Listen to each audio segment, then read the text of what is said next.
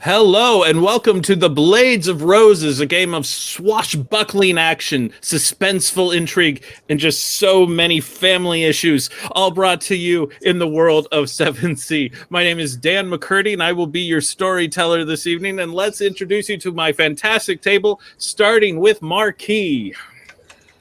Hello, everyone. I am Marquis at Marquis1305 on most locations. Tonight, I am playing Masara O'Toole, who is definitely not going to be talking about any of her family issues. Thank you very much. Kristoff. I am Sea Cow Explosion in places where I exist, playing Kristoff Helmut, and I think family issues are literally like why I'm here. And I didn't have enough of them, so I found a new family to get more issues. Yeah, that checks out. Salt, on to you! I am a Salt or Saltiest Unicorn on the TikToks. I'm playing Smoke, Sea Captain, and wondering when she's going to have some time on the ocean, actually, at the helm. Just wondering.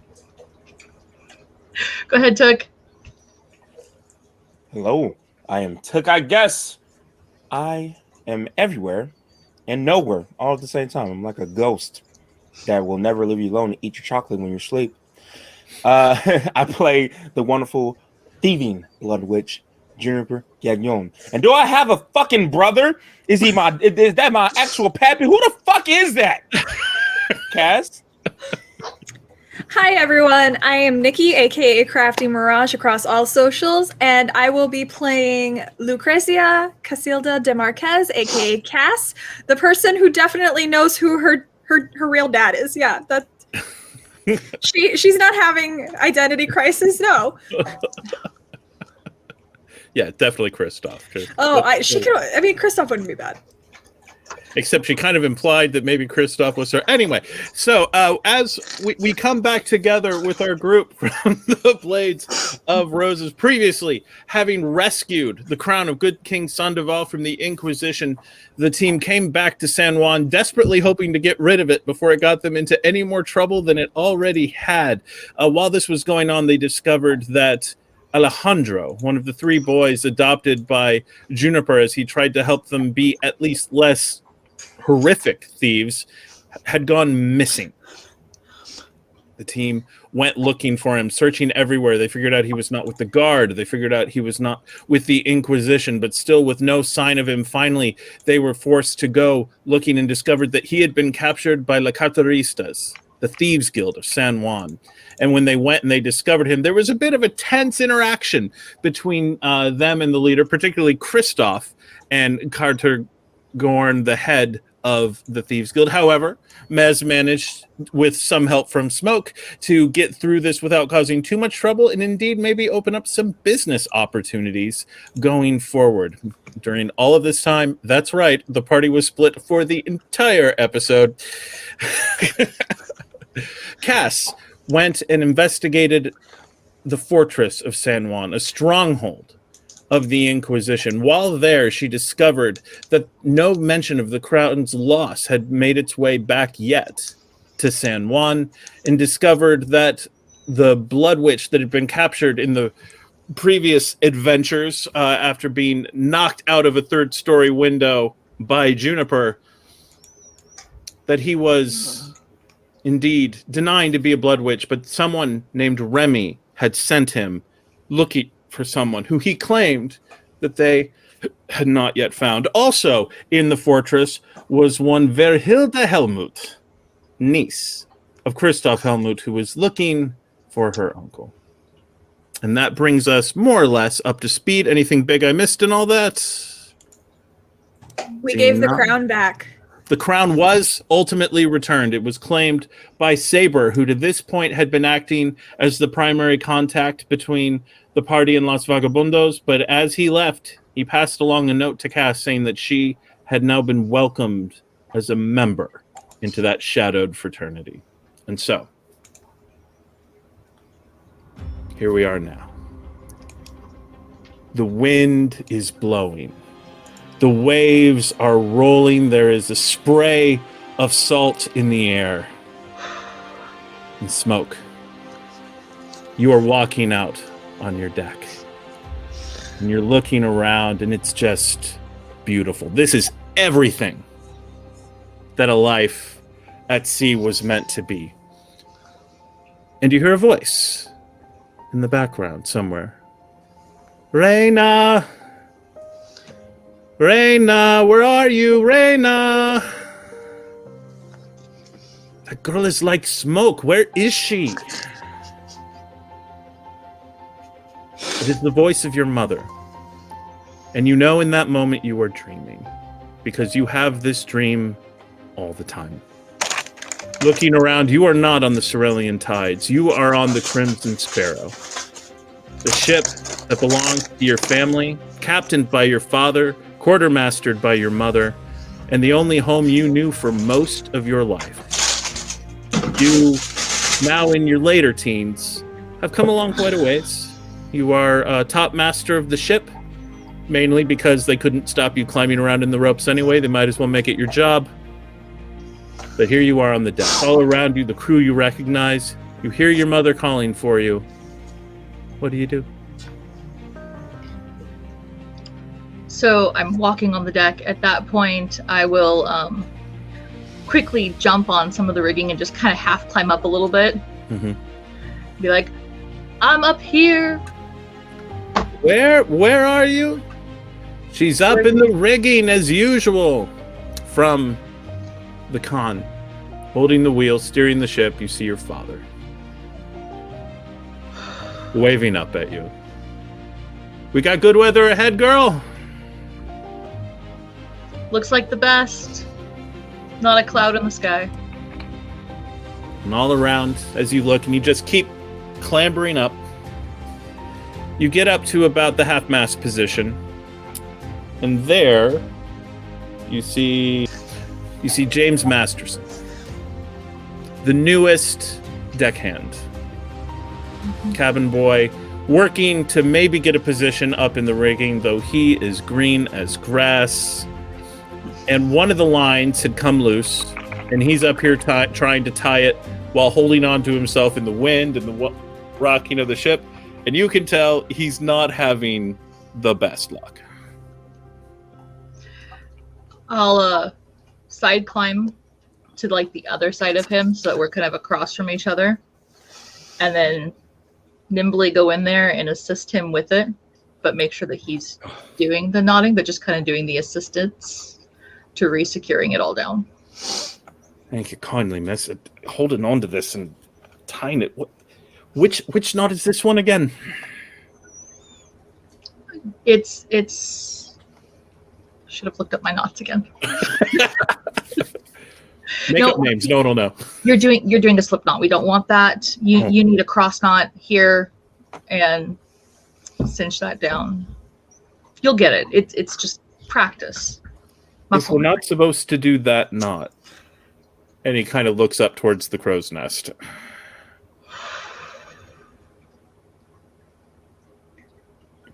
All right. I'll race you to it. Right.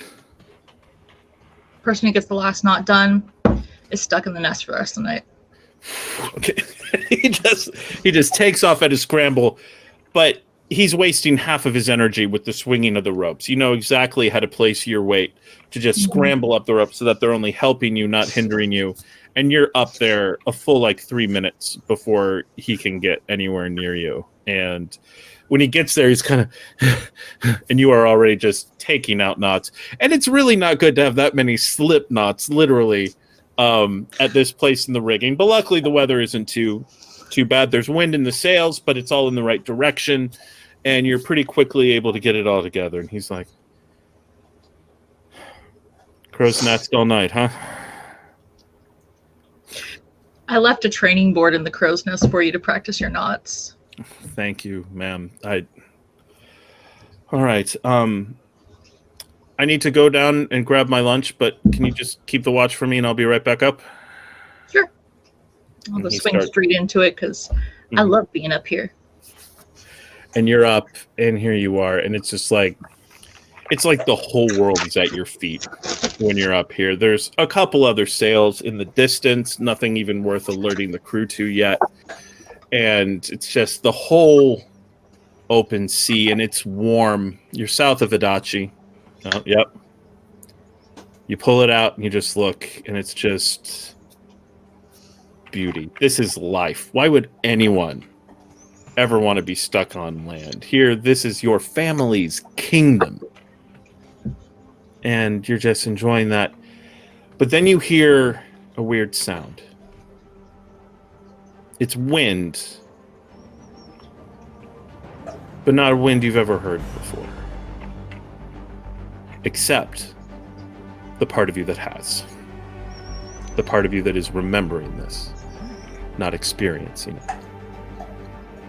And you turn, and all of a sudden, as if out of nowhere, you had just looked that way, and it was clear skies, but you see black clouds billowing. The sky has gone red. The seas have gone red, and a massive hit of wind and rain flies in and just slams into you. And even though you are about as good as the topman gets, you know to always have a grip on the rope. You know to always be ready, because you never know when a sudden wave might tilt the ship, and it affects the crow's nest worse than anywhere else.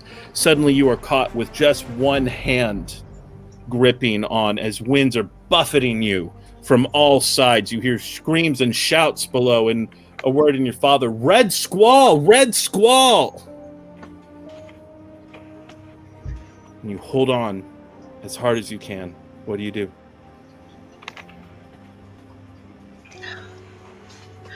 I'm trying to get back in, or at least trying to secure myself so I can stay up there and keep watch.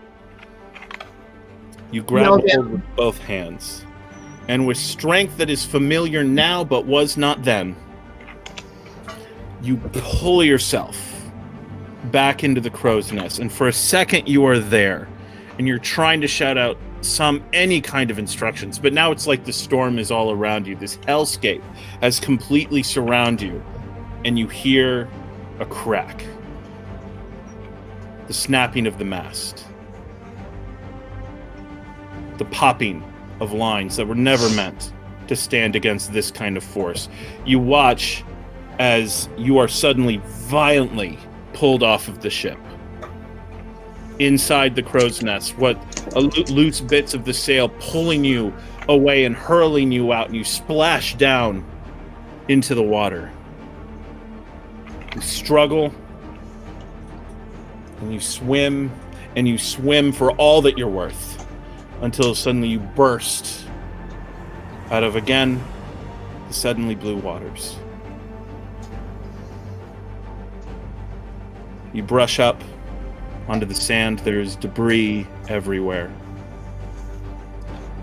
In the distance, on the sand, clinging to an errant piece of driftwood, you see James. But no one else. Nothing else. The Crimson Sparrow is gone. And you know, in that moment, that you are one of the Storm-Kissed. And your eyes open. Where would Smoke have spent the night? In her cabin or at the base of De Serena? Cabin. You wake up. It's a bright and shiny morning outside in the docks of San Juan.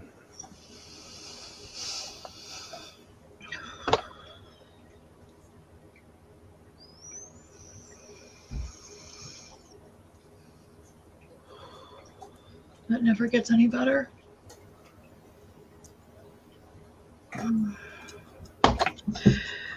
gonna call over to Jonathan, knowing that if I slept in the cabin, there's likely fresh water sitting there to clean up and go above deck. I need a letter sent, Jonathan. Of course, ma'am. We're gonna have to do some digging, though. Last I heard, they weren't in San Juan anymore. They had gone north, but I need a letter sent to James Masterson.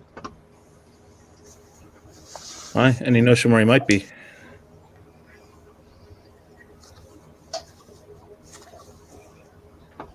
Honestly,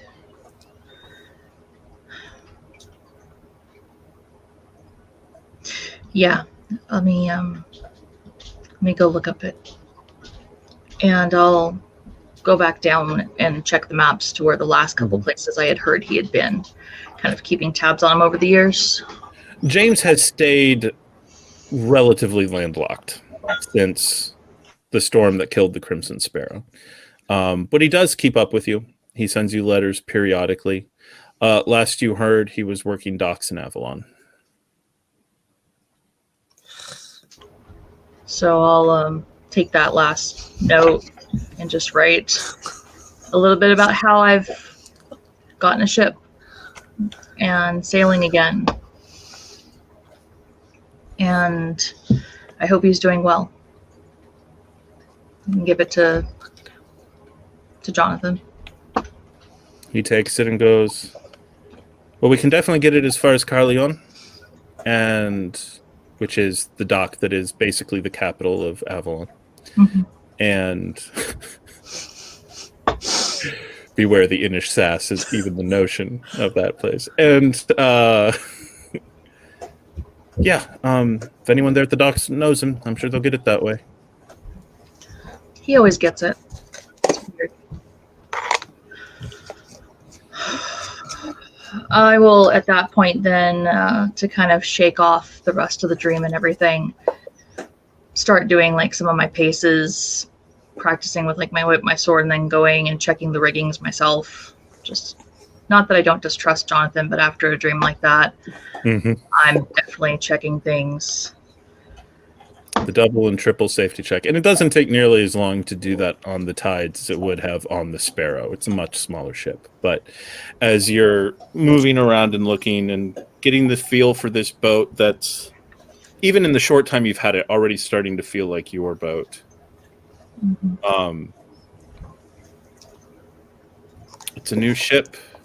It's got that weird jittery energy, weirdly reminiscent of these kids you're running around with now these days, and feels kind of like part of the family.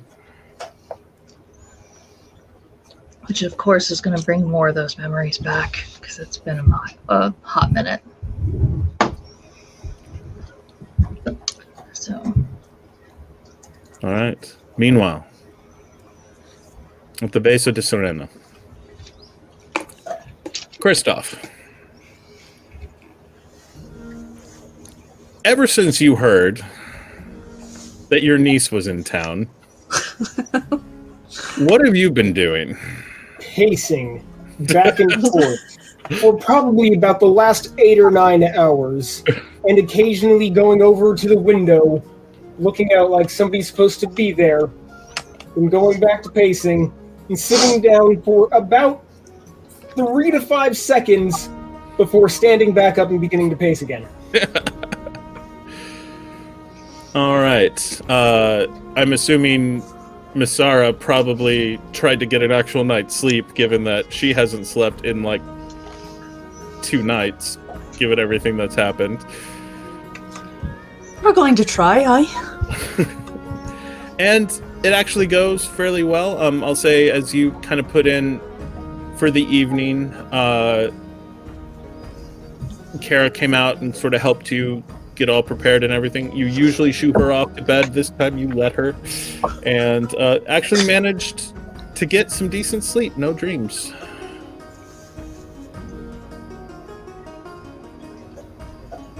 I don't trust it. When you wake up and come out, you can see Kristoff pacing a trail in the common room. How do you think Juniper slept last night?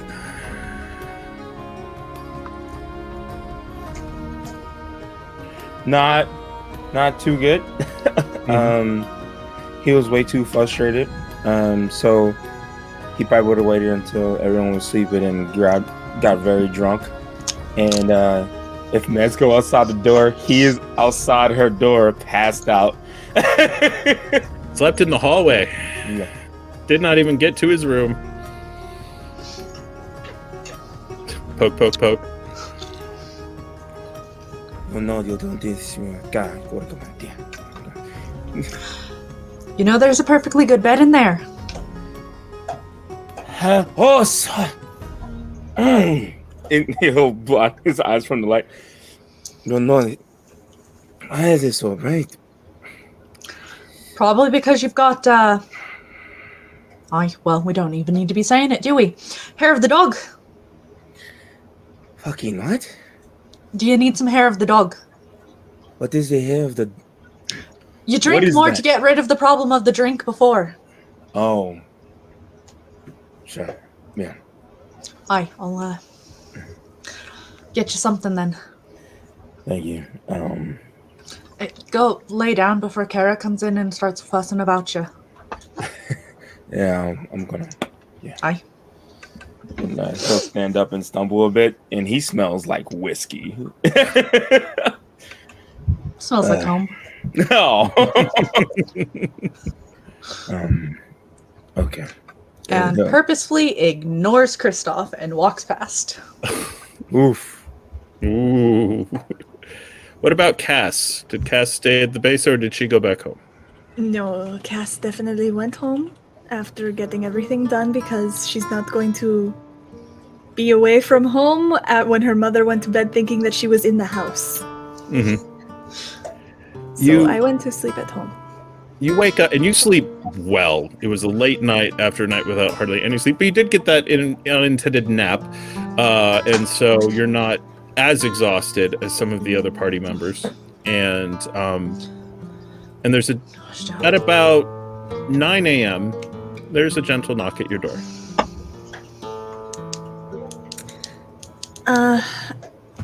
Come in. Door opens up and in walks Ignacio. Well, just staying in the door and stands kind of respectfully. Hey, can I come in? I said come in. Okay. He walks in and sits down. And someone really kicked it. What do you mean? The wasp's nest. Dad's been at the fortress all night. Yeah, I heard. And I heard that they took someone in. Yeah. They also let someone out. Oh, yeah? Yeah, they had an Eisener was around. Dad found out about that. Really read everyone the Riot Act. You know, proper treatment of prisoners, all that stuff. Anyway, he sent me. I've got more to do, but he sent me to say thank you so much for bringing him dinner last night, and he's not coming home yet because he's still grumpy, and he'll be sure to be happy once he gets here. Yeah, he always is grumpy when he's over there. Yeah.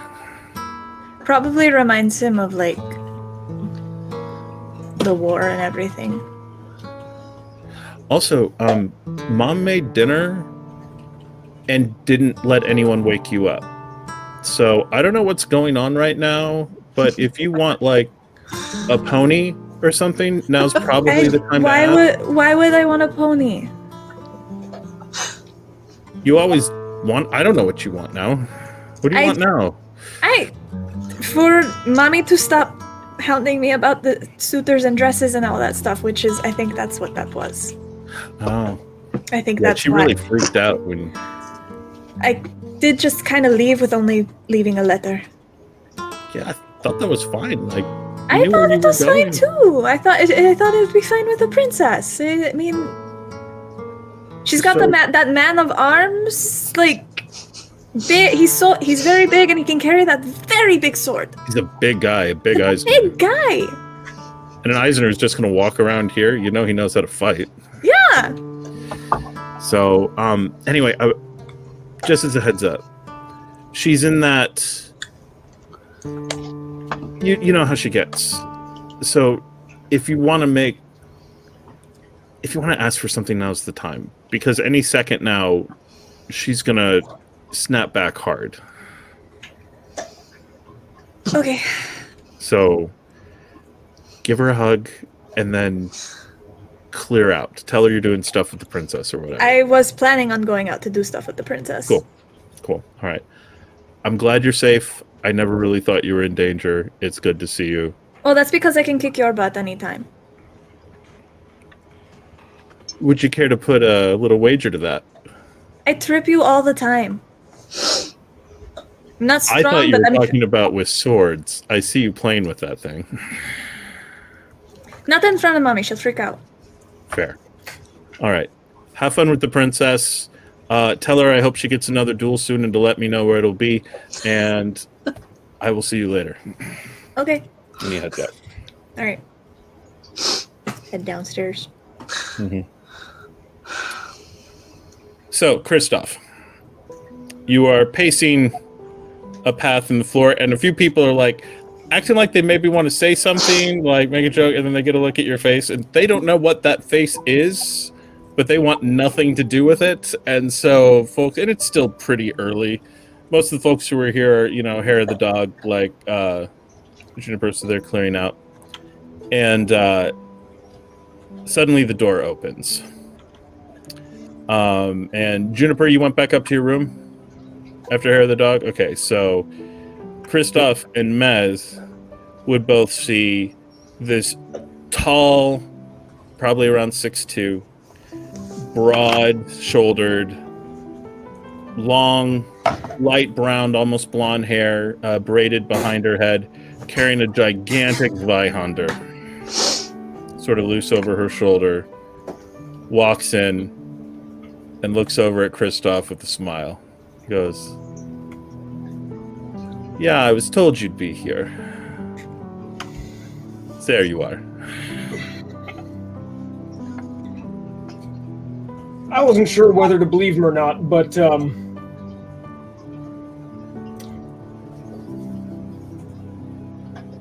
what's my mother's favorite flower?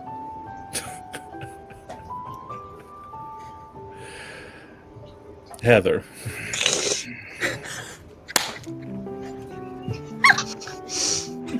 And I will go and give her, I would normally say, a gigantic bear hug, but I'm old enough that I'm probably starting to shrink. She might be taller than me now. Yeah, you come over and it's like you go for the bear hug, and it's that awkward thing of she's used to being the giant uncle who could always pick her up. And so the fact that she's almost as tall as you, and certainly in her armor, not easy for you to lift. So you both kind of get this big sort of warriors banging the back hug, and she's like, "You will never believe who told me you were in town." Well, as I...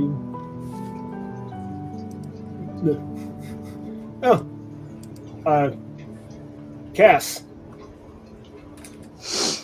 Okay, you will believe me. How did you end up with... And she kind of looks around.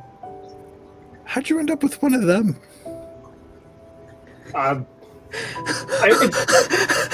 It's kind of weird. Like, definitely one of the last people I would have ever expected me to be hanging around looking after, especially on account of certain bias.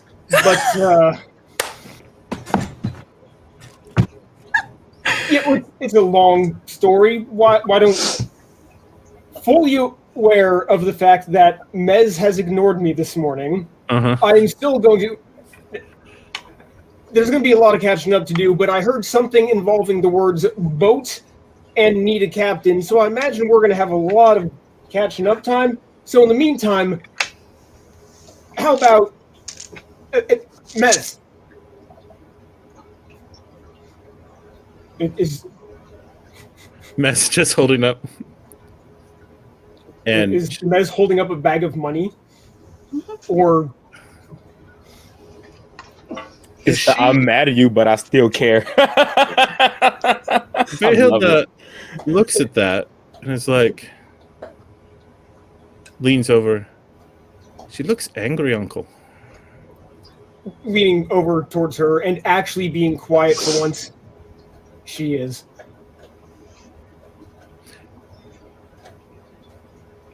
Have you... Is she angry because you're involved with the other one? The other one. Cass, there was... Oh, no, wait, she said... Never mind. No, those two are practically sisters. Okay. And how does that relate to you? What exactly is the... That's... Our little family here's not a short Your little family. Okay, I get it. Sure, okay. Can we get breakfast? Apparently she's willing to pay for it. Hello, Waerhilde Helmuth. And she walks over to Maz and offers a hand. Masara O'Toole, pleasure to meet you. Masara O'Toole. Aye. The O'Tooles. The O'Tooles? Aye. A pleasure to be meeting you then. Pleasure certainly mine. Allow me to treat you to breakfast. Excellent. Is it... I have to admit, when I heard where this place was, I wasn't expecting it to be this nice. That's also a bit of a story. New renovations. You're collecting stories, Uncle. It's exciting. I wouldn't have eaten yet. Juniper wouldn't have eaten yet at all, right? So No. he would have started making his way downstairs. And he is still a little fucked up, so he doesn't have a shirt or nothing on. So yeah, you walk downstairs and you see this beautiful warrior woman with one arm resting on her Zweihander that looks very similar to Kristoff's, standing there talking to him and Mez. And she kind of looks over at you and goes, "Yeah, and who might you be?" And he'll look at her and eyes all groggy. Why is there two Kristoffs? She like pulls out the braid. Oh, shit. Sorry. Juniper. He'll hold out a hand. Waerhilde? Good to meet you. And then he'll just look at Kristoff and whisper, You have a daughter. I have a niece. Niece. Well, aren't you one friend? He starts talking. Juniper, sit your arse down. Yeah. Yep. So food gets brought out. It's gotten pretty good here, actually. They have a lot of options, and the kitchen's been fairly revamped fairly recently, and so food comes out. It's pretty good, and they're gathered around eating. To be fair, it didn't take much to revamp this kitchen. This is sort of like saying you took a kitchenette and gave it an actual sink. Like It turned from a 0-star restaurant to like a 10-star bar and restaurant. it is now a solid Waffle House. A solid Waffle Fucking Waffle House. Oh my god. So At the very least, it should be a Bob Evans. It's bougie now. there we go. I'm guessing I woke up at like sunrise. Yeah. So about the time that they're starting breakfast, I would have been done with all of the checking of the riggings, and actually we'll head to All right. Serena to have breakfast with everyone. All right. And we can say, if you want, like, would Cass kind of hang out in the morning, or would she get out pretty quick? I do want to speak to my mother a little bit, so if they want to keep going with their scene a little longer. All right. So, Waerhilde. And Masara will swap into Eisener. I don't believe we've heard much about you. Oh. Yeah, he's never much one for talking. You switched to Eisener and I went to Inish. He's never one for... That's not fair. No, actually, he talks too much. A lot. Quite a lot. You have apparently changed a great deal since coming to Castille, Uncle. Unless, wait. Is this like and she gets this little smile on her face. So, Like what? there was one time we were protecting this town. It was, the usual thing in Eisen, being attacked from all course. sides. And some new help had come in, a mercenary band. And one of the soldiers had gotten drunk and had been rude to one of the women folk. We'd handled it. Aye. But he would not let it go. And so here we are, about to have to hold off a whole horde of the undead. And he's still demanding that this soldier, give elaborate apologies or whatever, with literal ghouls at the door. So he's used to the taste of his own shoe. Damn. She looks over at Kristoff with a smile. He never knew how to give up. And an Eisen that keeps you alive. In other places, it gets you dead. Damn. Come bursting through the door. Mm-hmm. You started breakfast without me. And Apologies. someone in your seat. Now, this is somebody you already know. Sort of. Hildy, Smoke. Smoke, Hildy. She's the one that pulled me off that shore. Oh. And so this woman who I've described gets up and gives you a full-on hug. And this is Smoke's feet are dangling off the ground for a second as she just picks her up and holds her and puts her down and goes, "Thank you." You're welcome. Foreigners who's risked their lives for others are so rare in Eisen. You don't grow them small in Eisen, do you? We've got a minimum. Anything smaller and we throw them back. Well, I'm glad you didn't get thrown back. So, Waerhilde, Helmut, sorry, I'm his niece. I can see the resemblance. Go ahead, keep sitting there. I'll go and pull another chair up. Mm-hmm. Grab my customary flask and grab bits of the food. So they're all sitting around and eating, and I take it this Smoke is you are the ship captain that was mentioned. Yes. All right. So the reason I'm here, much good as it is to see that Kristoff is well and relatively out of trouble, and she gives Maz sort of a interested look. We'll see. So, Kristoff, she leans forward. It's about Runa. She took it in her head to start a colony somewhere where most of the horrors couldn't reach. There's an island. She found old records of an island uninhabited. It's in the Hoppe Strait between Eisen and Vesten. And looks well enough, places where you could grow, crops, so long as they grow fast, in the cold. And there were a whole bunch of villagers, refugees, people with nowhere to go. And so she organized an expedition. And they've been there a few months. It's going well, but we're coming up on winter now.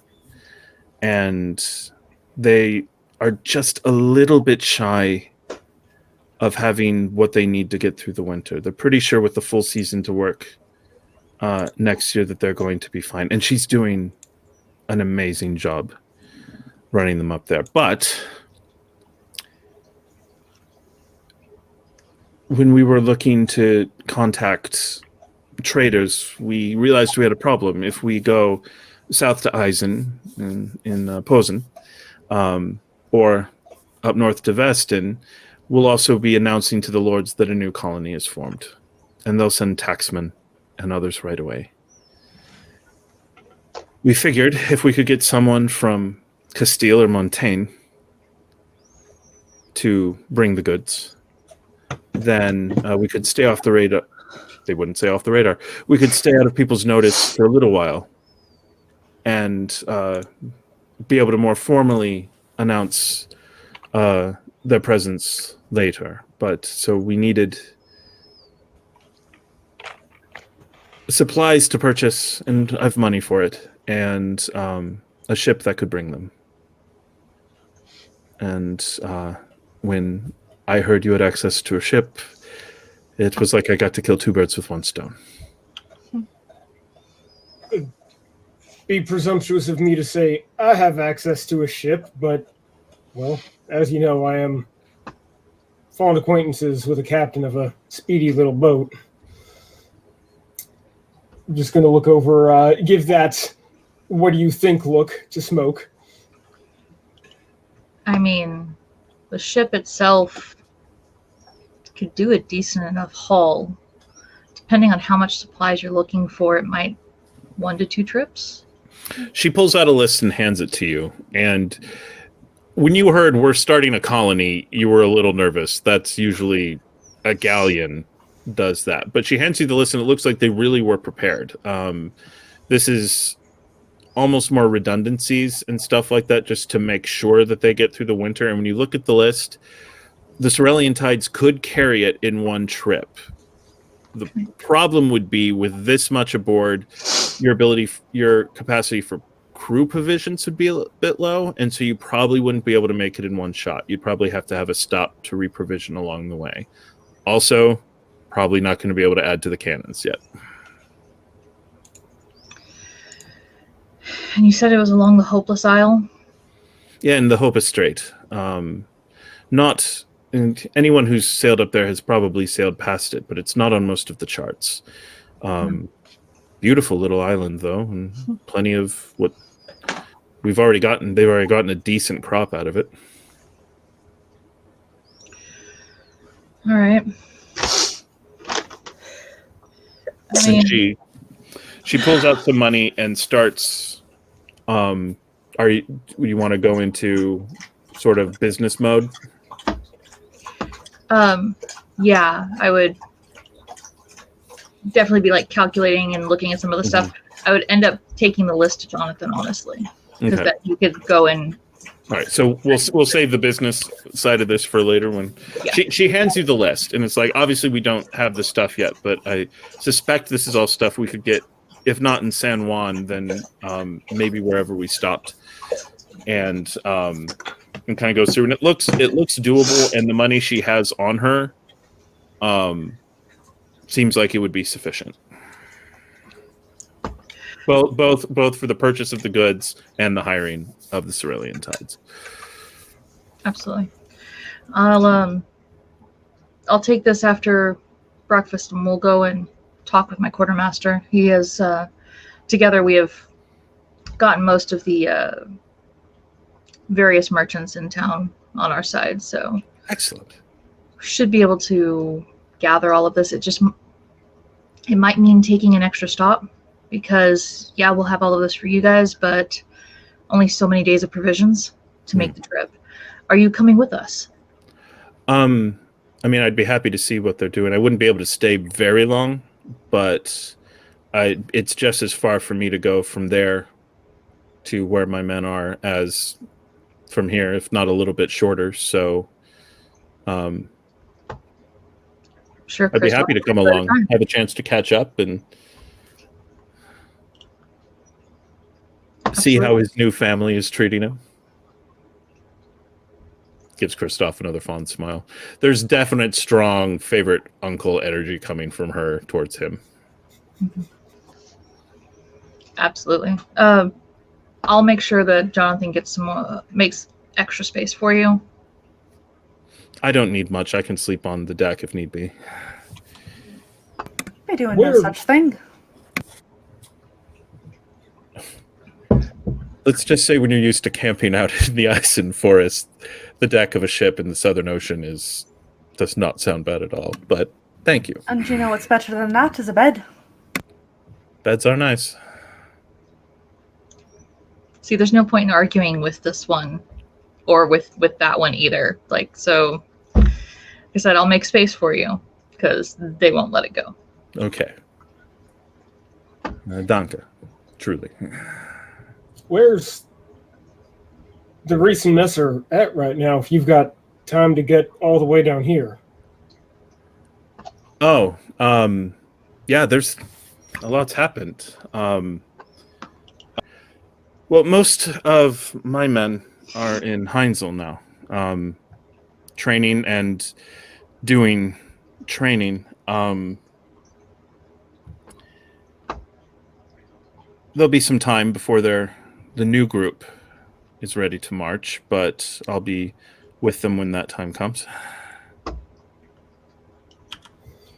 You've gotten large enough that you've got one group training another group while there's other groups. You remember... You're doing... I'm so proud of you. You remember the one who bankrolled this, and she pulls out her iron dueling glove. Just give her a nod. And he was making overtures last we had a chance to talk. How's... Well, I didn't get a wedding invitation, so I'll assume it hasn't gone that far yet. I didn't end up with him. I did end up with his big brother, Edmund Wolf, who is the Duke of Heinzel and one of the Eisenfürsten. Well done. Thank you. Political. He Such needed a commander, and my men needed resources. And now I am, well, once the training is finished and I officially take command, and after the things happen, and I'm Duchess of Heinzel, I'll be taking command of the Troop of the West. So what you're saying is, give it a few months and we won't even need the Iron Guard in that area no more. If the Iron Guard learns to listen, and they're getting there. We're hoping he's talking to some of the other Eisenfürsten. We're never going to be able to protect ourselves without an Imperator. And maybe if he can provide a strong enough military force, we can start talking about it seriously. Let's bring back a lot of old conversations. We've been having these conversations for a long time. And they're not breakfast conversations. Yes. I just wasn't sure how to bring up, "Hi, Uncle, I'm engaged." I think that's how you do it. Yeah. Congratulations, political or not. I think you're married to the lifestyle, not the man. He's just... And he's a good I'm man. sure he'll be fine. He's trying. He takes good care of his people. Can't say I'm excited about the whole heirs to the throne thing, but... That is always part of the equation. Yeah.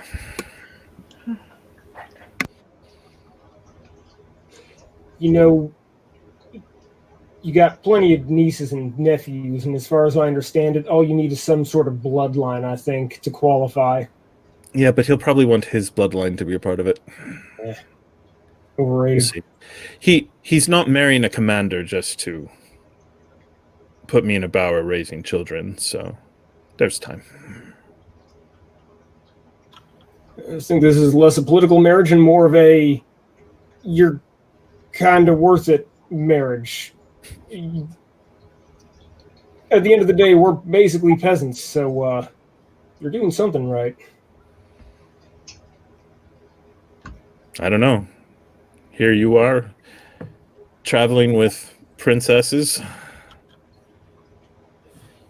I'm taking up reforming the Army of the West. Runa starting a whole colony, basically mayor, probably governor soon once it becomes official. Not bad for a bunch of peasants. Oh yeah, but the princess won't talk to me.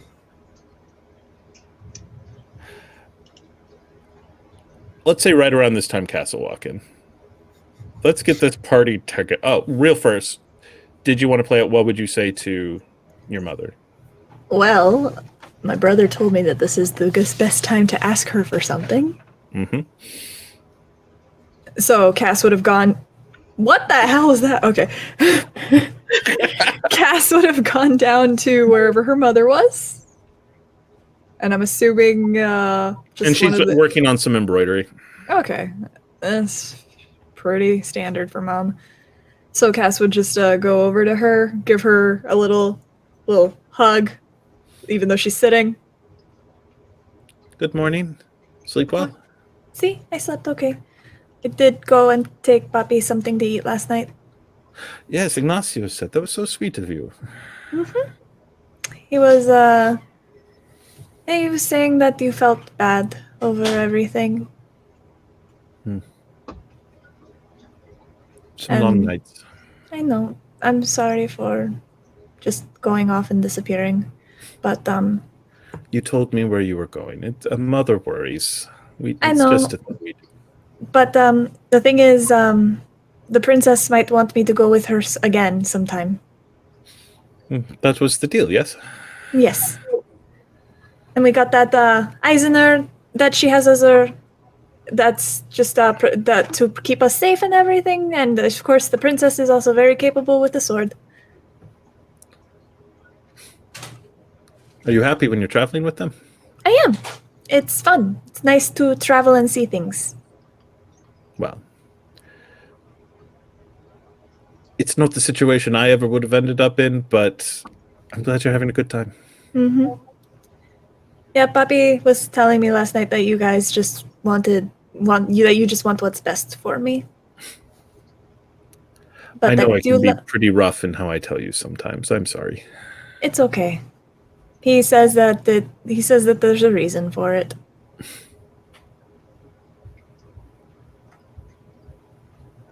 And her eyes get a little bit distant at that. You okay?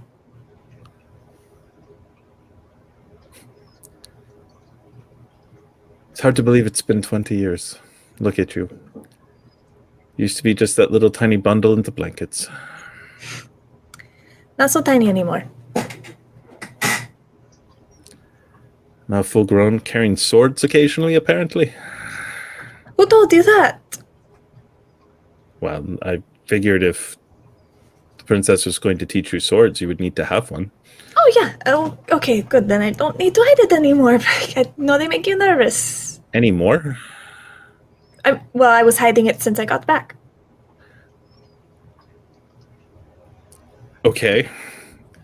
You can tell she doesn't believe that correction, but based on where she is emotionally now, she's just gonna roll with it and choose to believe the comfortable lie she's just been told, rather than go back to old habits right when she's trying to make nice.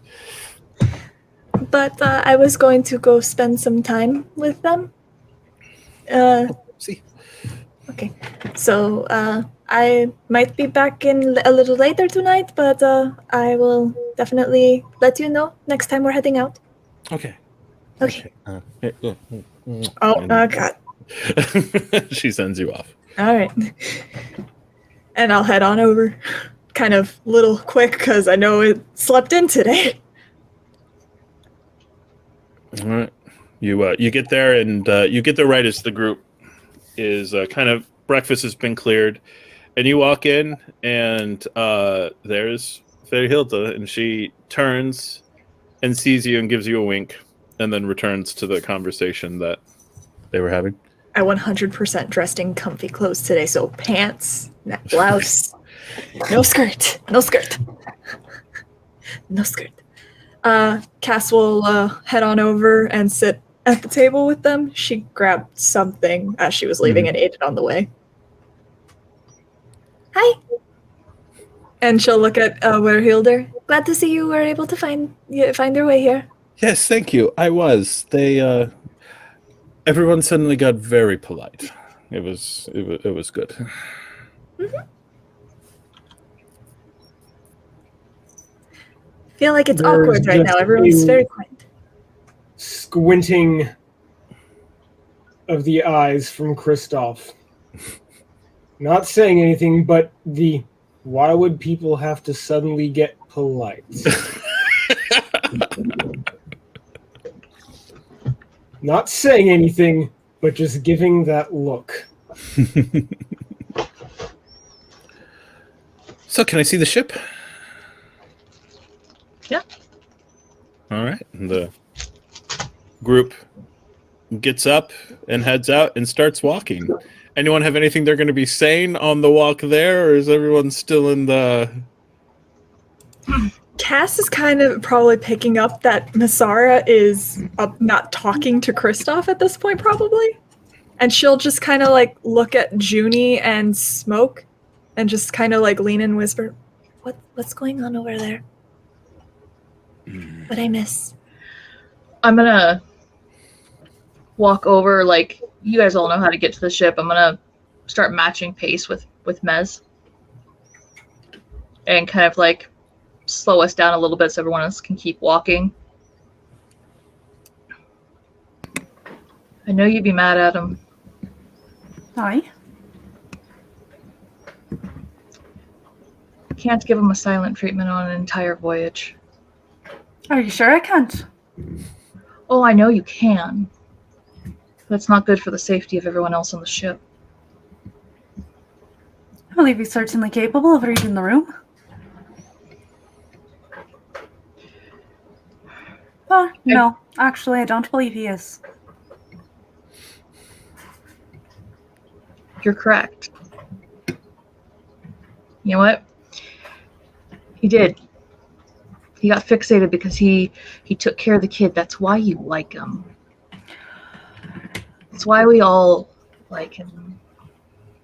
There's a difference between taking care of the kid and putting the entirety of the group in danger. There are choices that need to be making, and if he cannot be making them, we cannot be trusting him around those choices.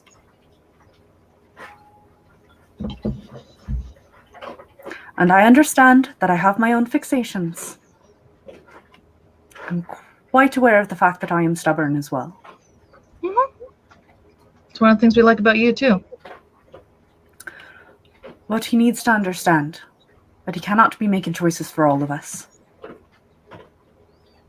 When are you going to tell him that? Probably around the time he starts getting uncomfortable with the silence. He already is. Hasn't sunk in entirely yet. Resolve it soon, please. Give it before the end of the voyage. I might end up dangling one of you guys from the crow's nest. And I'm going to start walking back off. So, like, fiance? Like, about to be married? Yeah, a whole political thing. It's I'm gonna have to wear a dress.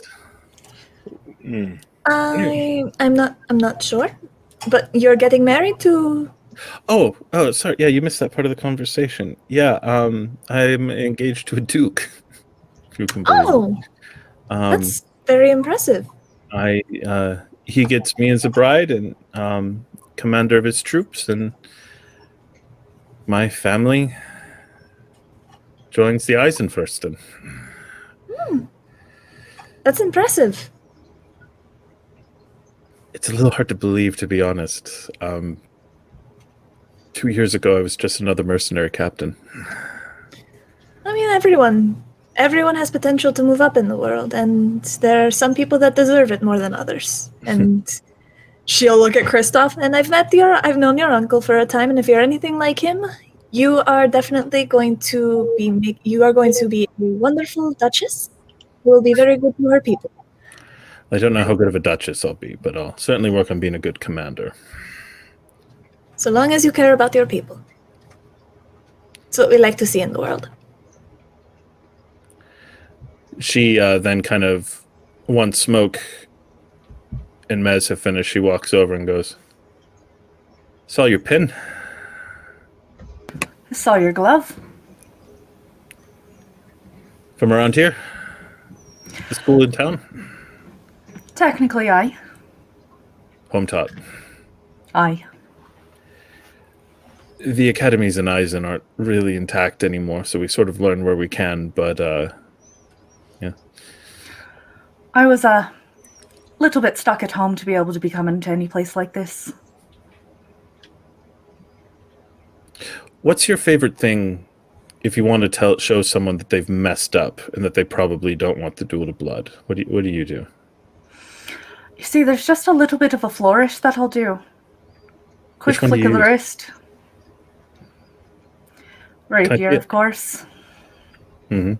Little small to be carrying around what you do. The one that usually gets them for me, and it's the most. Check this out. And Yes. she kind of makes a little bit of room as you're walking and gives Kristoff a bit of a look, because this is exactly the sort of thing he always told her never to do in public.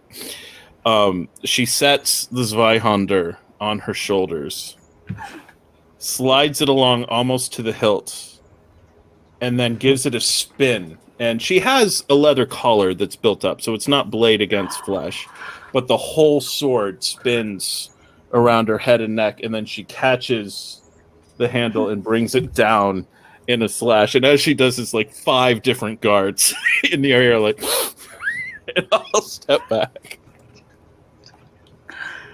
Cass will kind of look at them, just being like, "It's cool, it's cool." With that, Masara will appear to be reaching into the pocket of her skirts, Mm-hmm. unsheath the rapier, flick it around her fingers to twirl it a few times, and then just set it across her shoulders. Nice. Aye. Not much use for most of the fights we have, but I could see against normal people that it would be so much lighter and quicker. I have to be moving with the quickness when I don't have much strength to me. I bet you could pack more punch than you look like. She beat me very quickly when we first met. You did very well against me. You were not expecting it. So, Kristoff, do you have any other nieces that are not almost married? Rue's not engaged now as well, is she? No. Oh, wait, no, that's right. She's already married. Never mind. I think my nephew's probably still single. Nope, not for me. All right. Oh, it'd be the perfect situation, though. He never says anything, and you say a lot. First off, I am. Sounds like someone else we know. Okay, that is. We'll talk. No, see, we're improving. Now she's talking to me. Ah, I'm not going to be between that. Oh, man, I'm look going at to that just bow. stop in the middle of the street, Okay. and I'm going to turn to Mez. I have been doing this for too long to not just get problems over with. You can talk to me or not. You can decide that you are parting ways with me because you think I'm a liability, or we can address this in manners other than what sounds like silence. certainly, if you wish to be addressing it now, I'd be happy to take it up with you. Waerhilde kind of leans over to Smoke and goes, do we go and handle the business and leave him to it, or do we stay here in case it breaks out into a fight?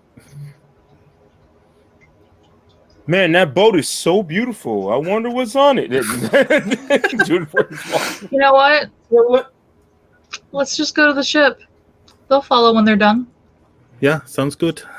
so were you going to try to just not talk to me for the entire voyage? Oh, I wasn't going to be trying. Well, try is the wrong word. You would definitely be able to succeed there. Tenacious. It's one of the things I like. I'm well aware.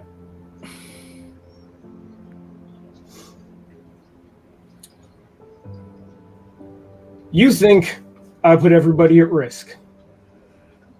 I don't think it. You did. You put yourself in the middle of business that you had no reason to be putting yourself in the middle to. It was handled. You almost got all of us killed. If you had continued stepping forward, if I had not stopped you. You realize how many crossbows were on us? You think you could be stopping all of them? You think you could be stopping them from getting the boy? You think you could have put yourself between all of those crossbows and myself? Do you think so little of me that you think I was going to walk up to him and start a fight that we had no chance of winning? You were. You crossed past me. You started making threats. Threats that they would have been happy to follow through on.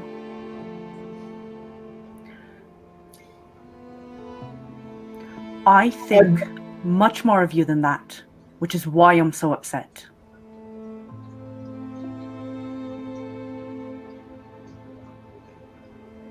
If I were actually a threat to them, I wouldn't be standing here. You think a person like Carter has stayed for as long as they have because they took chances like that? I think they were willing to see out the chance.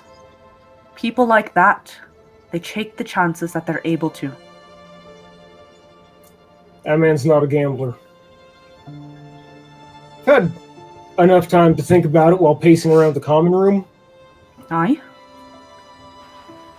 Under any other day, that's a man I'd be happy to have a drink with. Then perhaps you should. No, because we did both threaten to kill each other if we saw one another. And while neither of us may have any particular inclination on going through with that, we both made a public point of it, and we're only as good as our word. You realize how many people are... like in a street, in a building where I'm not underground and he's not on the street, that'd meet the technicality, and then we could probably make peace. He knew I couldn't do anything to him. He knew I knew that.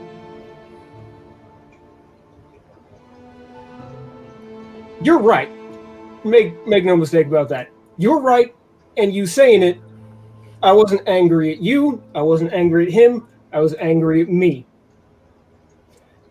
And if there's one thing I can say, I've been doing this, no offense, a lot longer than you, so there's not many people I can disappoint more than myself for knowing that. Bleh, Christ, can't talk tonight, sorry. That's be knowing better.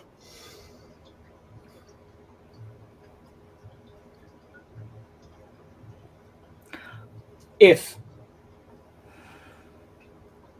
you step out of line, I've always got your back. If I step out of line, you've always got my back. This is not the first time any of us have gotten anybody into a situation. In fact, this might be the first time that any of us didn't start a situation, just almost got us into a situation. Aye. I'm not saying you shouldn't be mad at me. That's fine.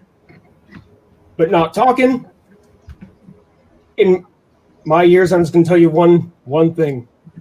Not talking never got anybody anywhere except for further apart. And yet here you are, talking about it with me. It's almost like I knew you would.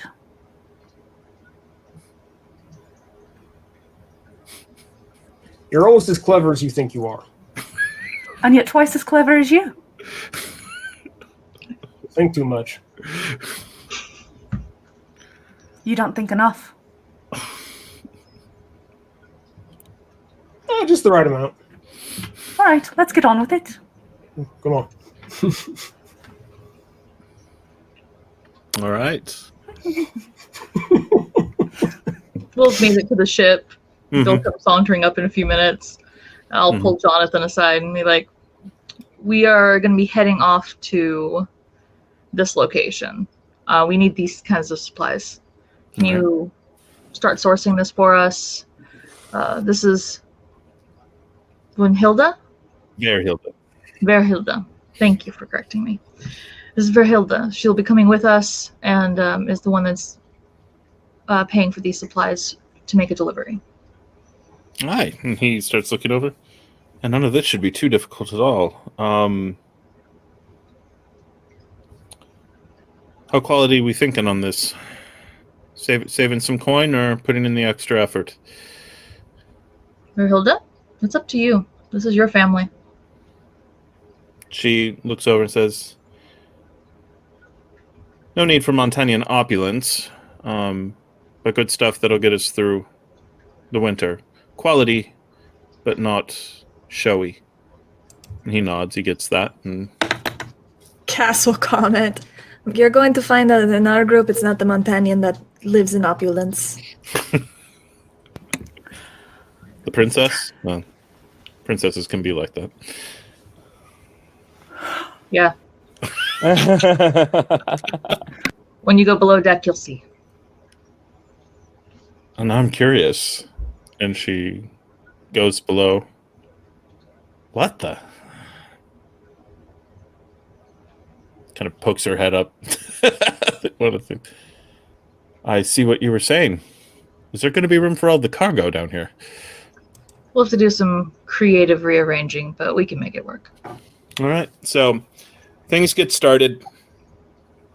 And goods are moving around. In the midst of all of this, while stuff is being purchased and people are beginning to load the ship, Jonathan comes up to you and goes, before we're setting out, we should probably pick our dropping off point just for the sake of plotting out our trip. Now, the two most obvious ports of call on the way there would obviously be Carleon or Lier on either side of the Avalon Strait. So either in Montaigne or Avalon. And Mez, since you don't tend to spend a whole lot of time lifting heavy things, you're around, and the idea of being in either Avalon or a port that is in Montaigne that is so heavily populated by the Avalon court, you're not the most excited about that. Is there literally anywhere else where we might be coming to? Cass would come up, and is there a map laid out? Yeah, if in the captain's quarters on the big table, they've got the charts laid out. She'll gesture to the map. Neither of those places seem like a middle point, though. I feel like we're going further in the first trip than in the first half of the trip than in the second. We could potentially stop at Aricent or Muget. I have the map pulled up, sir. I was actually looking at Lier. They're on the furthest western coast of Montaigne. Decent place to stop off. And based on from what you all have said, not a whole lot of Inquisition activity there. No, just Avalonians. We don't have to stay long. It's just long enough to resupply so that we have enough to get back. We don't even have to leave the ship.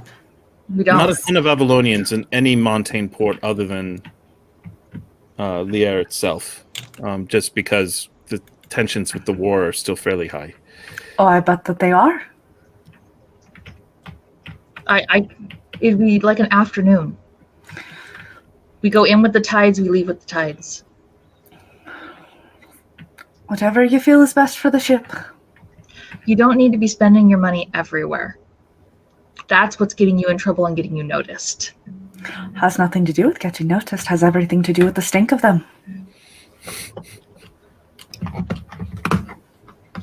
Are we still talking about the Inquisition? No, I think Mez is showing how Inish don't like Avalonians. Yeah, no one likes Avalonians. See? Kristoff gets it. I've never met an Avalonian. Well, I can tell you now, you won't like them. It's a little bit like, hey. Jonathan's Avalonian? Yeah. And notice you're here on a ship with an Eisener, an Inish princess, and a bunch of Castilians. And she'll look at Jonathan. I didn't even know you were Avalonian. A lot of time sailing out of Inishmore, I sound a bit more Inish than I do Avalonian these days. Which means you're Inish. And I'm glad you think so, Princess. Cass accidentally be implying that Avalonians and Inish people sound the same.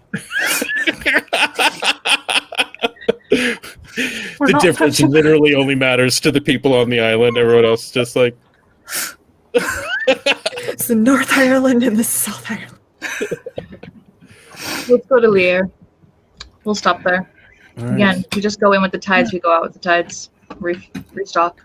All right. You might want to have that letter of yours ready before we're there, then. That's not going to be a unlikely place to find him. In fact, and as he's saying that, there's a knock. What? They still have to watch. And he goes and he opens up the cabins, and there, standing in front of you, is James Masterson. Captain Smoke. I Is this thought your the ship? days were... Oh, yes, it's my ship. He comes in and he looks like he's about to go for a hug, but he's looking around like, would it be a problem? Oh no, I'll come around and actually just like grab him into like the biggest hug and... Kristoff, Yeah. do you know who that is? I You've might, never seen him but if before. it is, he was a lot shorter last time I saw him. Do you know how tall you are? That isn't saying much. I'm actually shorter now than I was then. Meanwhile, Cass is leaning over to Juniper. I've never seen Smoke hug anyone before. I swear this is like a mist. No, this is. Who are you? Welcome back. Really, Juniper. What? Sorry. Yeah, no, I not on boat. Just the strait. I crossed the strait and then came down here with a caravan. But we have here 1 second. Sorry, with the caravan down the strait. No, I crossed the strait with a boat, but then I took a caravan from Lier here because, well, I got to show you something. And he pulls out a package, and it's wrapped in cloth. And as he opens it, there is a piece of what at first looks to just be driftwood. But then as he turns it over, you see etched and painted and now very badly flecked and obviously see damage, red paint, Crimson Sparrow. And you can see Smoke like almost lovingly caress this piece of wood, just running her hand across it.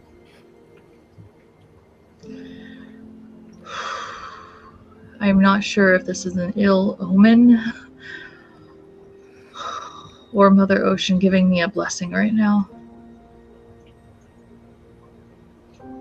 They found it off the west coast of Montaigne. That's...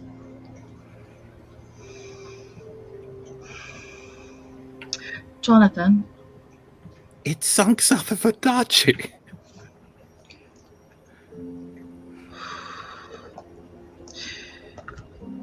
I need this noted, Jonathan. You and I are going to be looking at some maps later. Excuse me, everyone. James Masterson. Oh, hi, everyone. I used to sail with Captain Smoke. I? On her family ship. I? Cool. Okay. Nice to meet you. Oh, 'tis a pleasure. Hello. I'm Cass. Get a lot taller. Oh, from Eisen. Hello. Shake his hand, and then give him the one-arm man hug. Mm-hmm. Yeah. He takes it, and he's visibly nervous. You realize as you're holding him, like every time a wave catches the ship a little weird, he gives a little bit of a jump. And Are you even alright? even Mez is better with waves now. this guy who supposedly once sailed on this ship. I'm just going to make my affectionate grabbing him on the shoulder actually just kind of hold him stable a little bit. And if anybody, actually, as Mez speaks up to ask him, are you all right? I'm going to just cut that off with what Mez at the very least would know with old man gibberish questions about, hey, how have you been? Which Mez would know is the code for... He takes it and he nods and he goes, this was I've been asking around, but always down south, but they found it off the coast of Fontaine. It must be a trick of the tides or something. Something. You know those waters have many things in it. Where are you calling home? Are you still in Lier? Mostly Lier. Though they found me in... Goodness, you'd think I'd be able to remember names.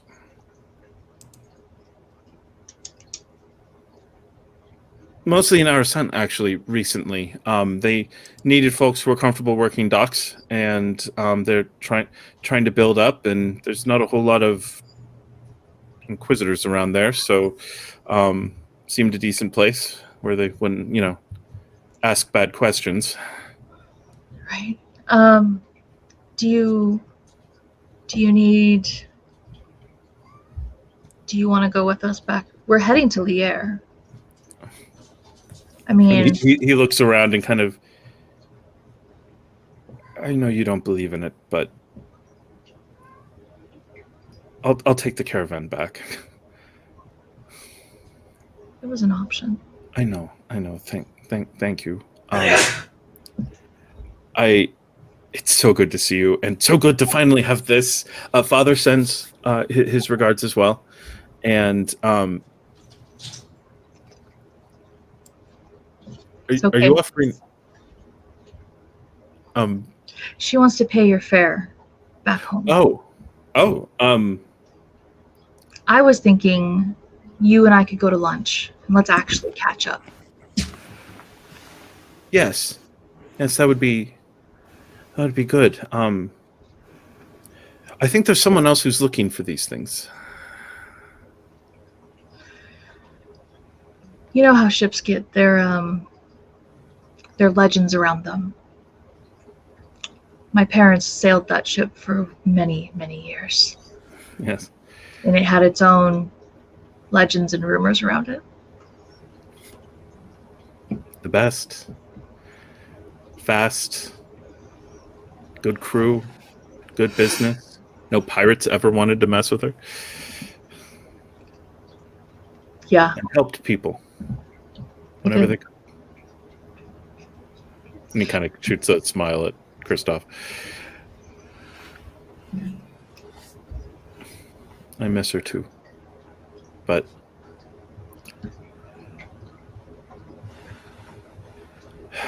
the caravan's actually leaving soon. I'd love to stay. I will certainly look you. Is this where you're going to be most of the time? Or are you back to?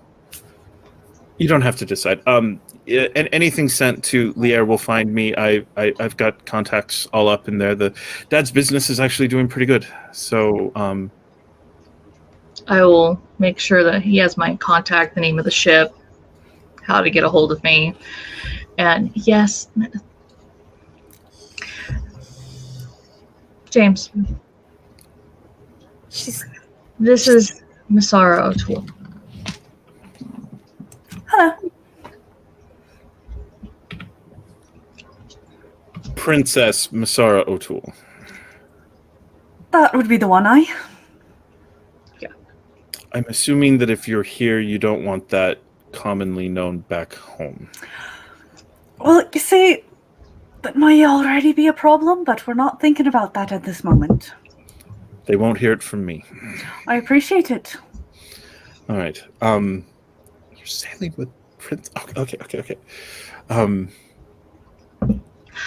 I will. I will be stopping by Lier.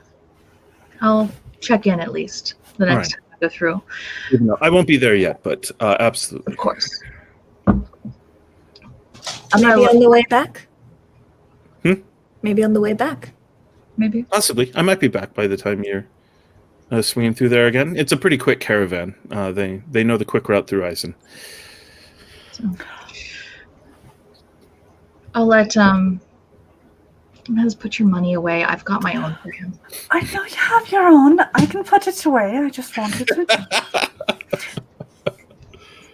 She does that. It's okay. It's a friend of yours, and we've not met many friends of yours besides Kristoff.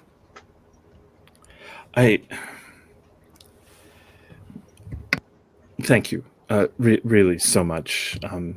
Smoke saved my life when she went down, and I'll always be grateful. Just a little skittish around the water now is all.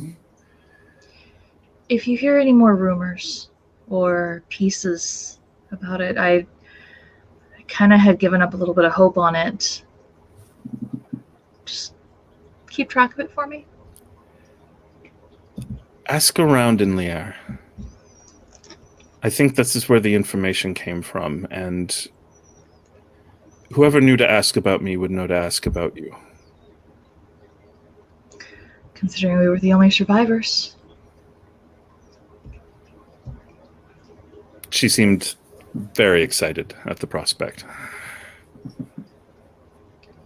Absolutely. All right. It's a story to tell you another day. Of course.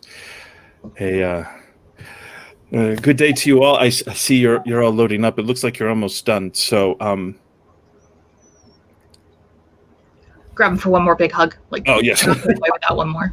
Mm-hmm. And as soon as that hug gets out, he very quickly skitters out, hops onto the dock, and you can see as he steps onto the dock, there's as if a whole lot of tension kind of radiates out of him, and then he starts heading into land as the Cerulean Tides. Was there anything that anyone wants to do before the ship sets sail?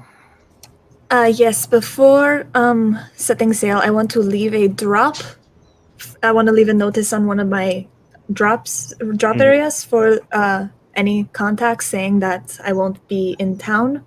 Mm-hmm. But if they can get word to Lier, I will be there. Okay. And word to your folks, I would presume. And word to my folks. So I probably actually, if we were leaving, I would have gone back at one point to tell my mom we're leaving and got some stuff. Okay.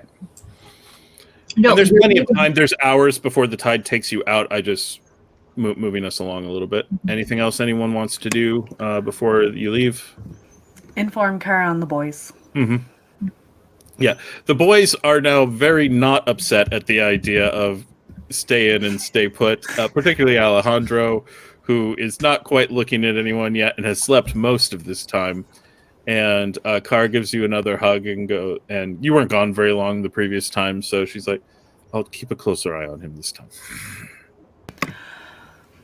If there is any sort of trouble, tell Edmundo before you tell anyone else. See, I'll take care of it. I appreciate it. Kara, also, if they give you troubles, remind them they'll get stuck on my ship if they act out of line. I think they get sick on the boat. Oh, I don't care. Just Well, it's them up. Well, it's either the boat or Carter, or that if it was Carter that had them. Aye. Oh yeah, he'll keep you. All right. Anything else anyone else has? All right. Meanwhile, in the dull light in the cabin on the ship flickers. Aboard the ship that is slowly going up and down in the docks, a rowboat comes out and a messenger is brought aboard. He steps in and he's looking around more than a little nervously. Some of the crew meet him and talk to him and say, what about this? What about this? And he kind of talks them through and they're like, are you sure? And he nods And finally, they're like, okay, if you are absolutely positive, and he walks past a board and is painted. It says, the sangue nell'acqua. He opens up the door and steps in. Captain O'Brien, we've just received word. Yes. Your message was delivered. The Cerulean Tides is sailing north. Excellent. Let us set course to follow. Aye, ma'am. And with that, we're going to take a break. We have our first villain episode is starting with us here. We will see you all in about 10 minutes. Well, shit.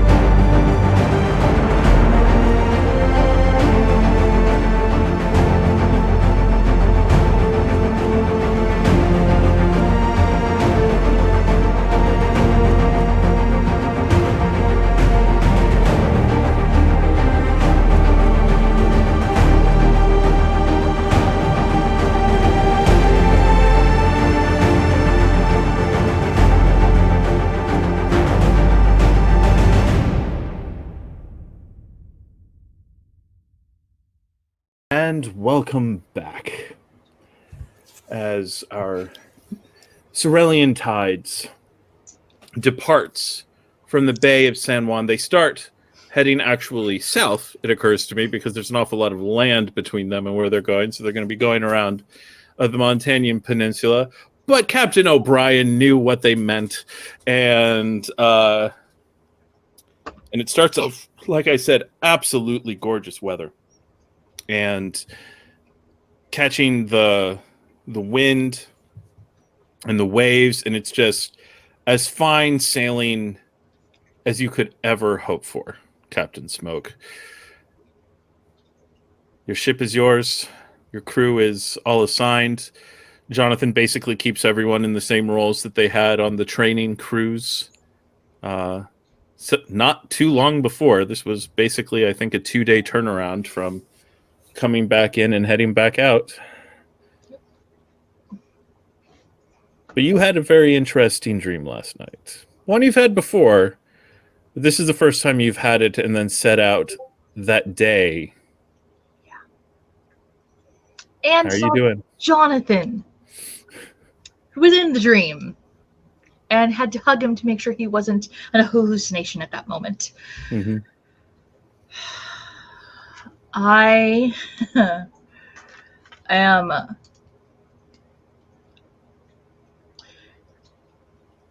I'm going to be at the helm. Mm-hmm. Because that's where I need to be. Jonathan hands it over, no problem. And I'm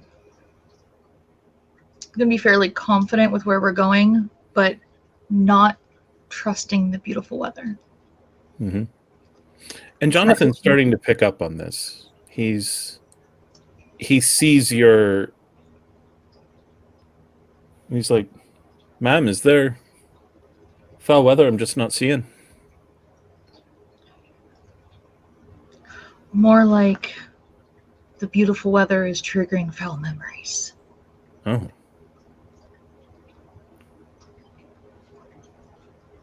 You've seen your fair share of things, right? Heard stories and rumors of how the ocean can turn. I have plenty of stories about that. You've got your squalls, whirlpools, usually stuff below the water. You're looking up. Say it was a beautiful day like this that this happened.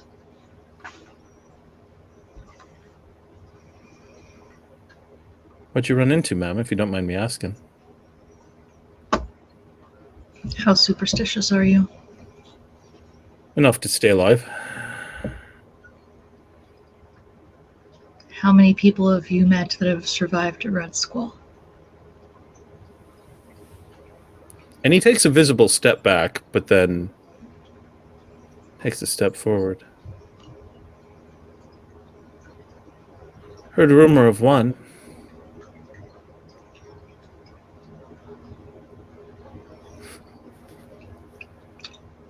Which one? I think you. Now that I think about it. Younger. The storm-kissed who didn't care to stay away from the sea, though they all get pulled back eventually. Never left it.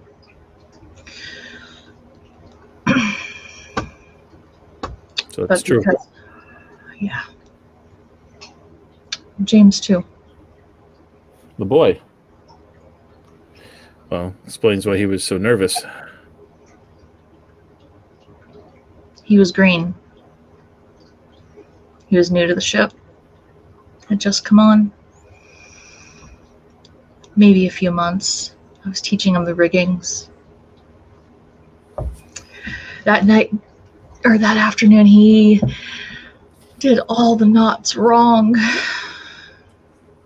That's how it goes with cabin boys. Got to do it wrong before you do it right. And it came out of nowhere. What did it look like? this. Beautiful. You have no warning, and then there's this strange wind. Like, you know how trees sound? And you know how a storm sounds? It was neither. It almost felt hungry.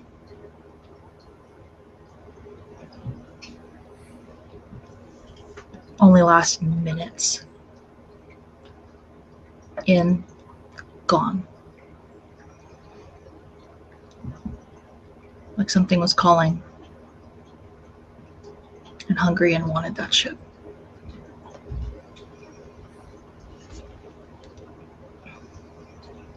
Where would you have put the plank that James gave you?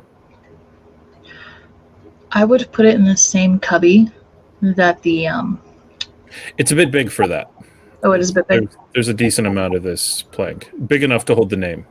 Oh, gotcha. Okay, yeah. Not the main place where the name was painted. One of the more decorative ones on deck, but yeah, still. I probably would have left it on my desk then, where somewhere I could see it and touch it and remember.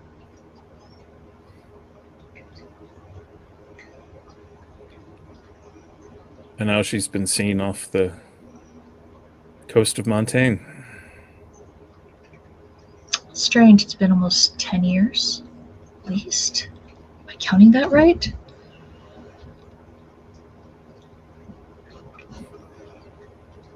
I mean, got my hopes up with James here, but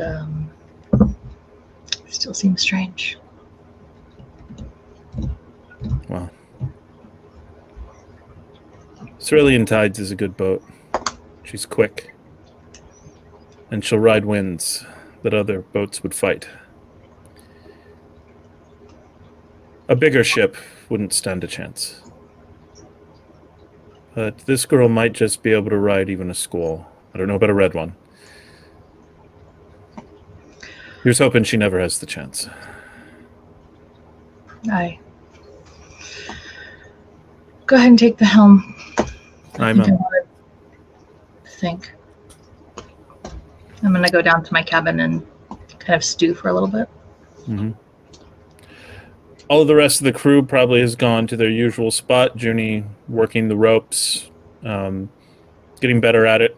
And you found that you actually prefer working the ropes because when you're working the ropes, you're kind of focused on the rock of the ship in a way that like you're part of it instead of fighting it. And so you don't get as seasick.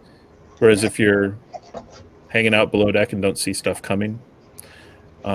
Cass has been sent back up to the crow's nest. Mez and Kristoff both kind of have the way of the deck. Kristoff is the surgeon, and Mez is swordmaster. Don't have really designated places to be. The place that would have been the surgery normally is full of stuff. The below decks is stuffed to the brink with all sorts of goods. The ship is actually sitting considerably lower than it normally does. Not enough so to be dangerous, but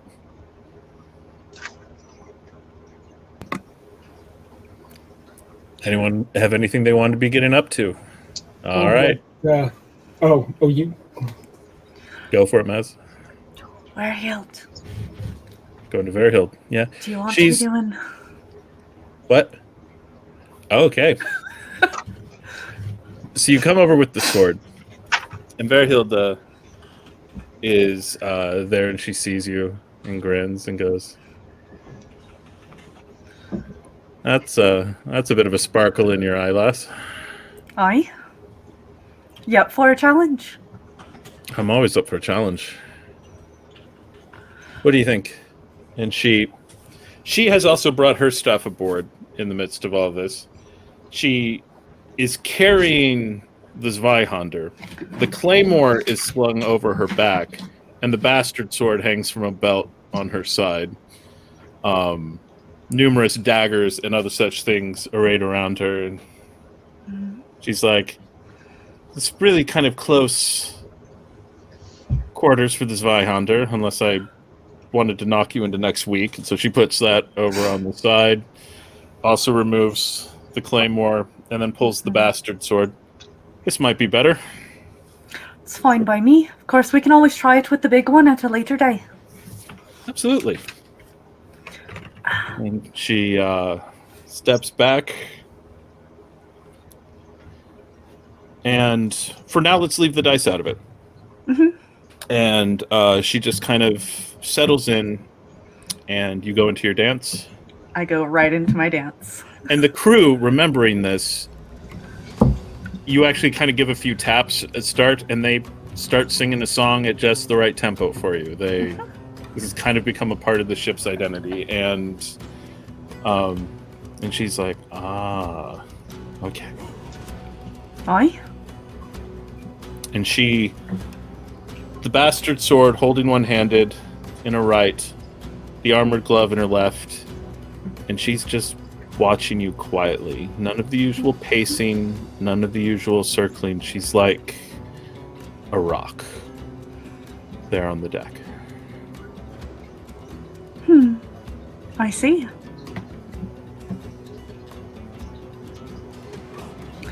And Mez will dart in. And you're first in, you go for a good stab, and she just, with a twist of her hand, grabs it and puts it over to the side. Mez literally pirouettes under her arm to step behind her. All right. You get around there. At this point, she is turning with you and gives a whip, and her braid actually manages to smack you in the face as she turns around and turns and goes like, "Oh, you are a quick one." All right. The hair thing, I've never thought to do that. I've always put it up out of the way. I've had too many try to, grab it. It does hurt, but also I usually don't let them get that close. I have to get in a little bit closer than you do. Fight with bigger than a needle, then. I can't lift bigger than a needle half the time. Oh, come on. And she will ropes. twist in the middle of the talking to slip it out and try elbowing up to. Nice. Literally going for the solar plex, because she can't reach much higher than that. She steps back, and you are amazed. You've been the best duelist around for a while. There are others who are good. And she is rolling with you, and she steps back, lets your jab go past, and then just places the gloved hand on the small of your back, and right as the ship its rock gives you just enough of a shove. It doesn't knock you off your feet, but you are sent back, and you are again outside of her swing range. And she gives the sword a bit of a swing behind her. All right. And again? Again. And Masara will dart in only to feint with a quick 3-step dance to the left. It's a good feint, and and she manages to turn around. You feel like she's still tracking you, but she's definitely not as dialed in as she had been. She followed your first move first, and so you think you have her a little bit off balance. And then all of a sudden, she brings in the sword in a wild swing, and you see it coming, but you're not used to people swinging swords to get you. And you give kind of an involuntary duck, and it feels like everything has gotten balanced out again. It's fascinating. Now, what do you do with... And suddenly she is in, and you did not think that sword could move that fast. And it's just And how are you approaching that? Masara will duck under and get under her arm length. She's smaller. She has a shorter reach, sure, but that means that she can get inside of that reach. Let's treat this one as a risk. Give me your finesse and weapon, or athletics if you prefer. We'll do weapon. And we'll say you have 3 chances of three risks of just getting clocked with this sword if you try to cut it under her swings. Let's see. 1, 2. And don't forget your flare. That is 4 with no extra. All right, you are in, and you are under her guard, and you are, well, face to chest. She's a lot taller than you, and she looks down at you with a grin, and the glove gets under your throat, and just lifts you up, and takes a few steps over, and for a second pins you against the cabin's wall. And she smiles. You are a spry one. Usually I and Masara will lean back to kick her foot into Waerhilde's face. Yep, you connect. You're not quite able to get up to the face, but you definitely get a good hit on the chest, and you knock her back, and she no longer has a grip on you. I might as well just land, and that was entirely too much fun. We have to be doing that again. Of course, whenever you want. Perfect. Would you like to go for a drink? I'm sure they have something on here. Rum, I thought, down below, unless they had to take it all off to make room. Should have a cask or two. Let's break into it. So they're starting to. She nods, puts the sword away, and Same. Follows down. Is Junie or Cass or Kristoff? What's Kristoff doing while this whole fight's going on? Okay. Hopefully, I didn't notice it. All I can say. I'm not ready to above decks. You would have seen it. Huh? It's not a big ship, and you would have heard the crew like tapping and singing. You know the Mez is doing her thing, dynamic, on the boat. Yeah. So either you were aware of it or you chose to ignore it. Probably selective attention, because I'm not ready to have to find out which one of my adoptees is actually winning in that bout. Juniper would have seen all of that. He's over there waving himself. Woo! Man. Mm-hmm. Y'all did good. So the only way Kristoff could even pretended to have been unaware of that would have been if he was below No, deck. there's no room, no reason. So, Mm-hmm. no. Partway through, I'd probably just turn around and watch. Would Smoke be on top of the ship, like on top of the deck too, seeing it? She went below decks, right? Or did she just? I went to step my away? cabin.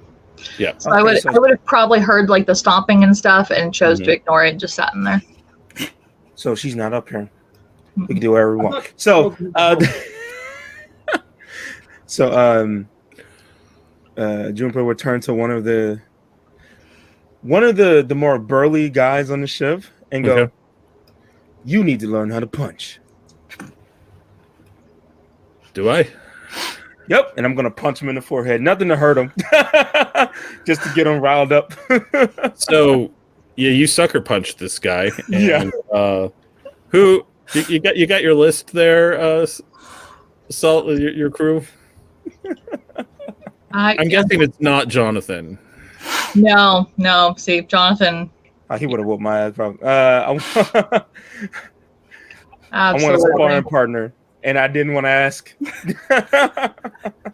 So the one that would have been close to him probably would have been Thomas, one of the deckhands. So yeah, you sucker punch Thomas, and he reels down. He's like, "What the?" He just comes in to give you a good punch. I'm gonna dodge it. You're gonna dodge. All right. Oh yeah, I'm just gonna give me your athletics and finesse and athletics. Oh, poor Bean. And yeah, this is just your risk. He's not going to roll. And I'm going to go ahead and say there's 4 risks for a wound here, because unlike the sparring match that was going on, as far as this guy knows, he just got decked for no reason, and he's actually coming in to lay in a good punch. So I got 4. I used All right. all of my dice for that. So you're able to evade, but he does like most of it. Basically, he connects, but it's just one minor wound. So basically, you just get kind of buffeted by it. Like that wasn't a bad punch. I'm like, that was really cool. And then I go into boxing stance. I like lean down, and I go, "What is this?" Well, come on. I want to spar too. I'm jealous. Jonathan's at the helm at this point, seeing like this unprovoked. Would absolutely stop it. Yeah, and exactly. Yeah, Jonathan yells at, "You can spar later when you're not working the ropes." Oh, come on, 5 minutes. Fine. No. Fine. Okay. I'm Is sure this we're as the holding two it of them forward are? here. No. Yeah, right, you right took. after. It's a small ship. There's no one on the ship who is unaware that shouting just happened. Okay. Sarah pops her head back up. I'll come and spar with you. Yes, please. He has a job to do. Fine. And he'll go over and start pulling the ropes angrily. Your Majesty. It's Highness. Sorry? Ruining the fun. Waerhilde kind of looks at you and is like, how do you like the whole Highness thing? You know, I got used to it when I was younger and all that, but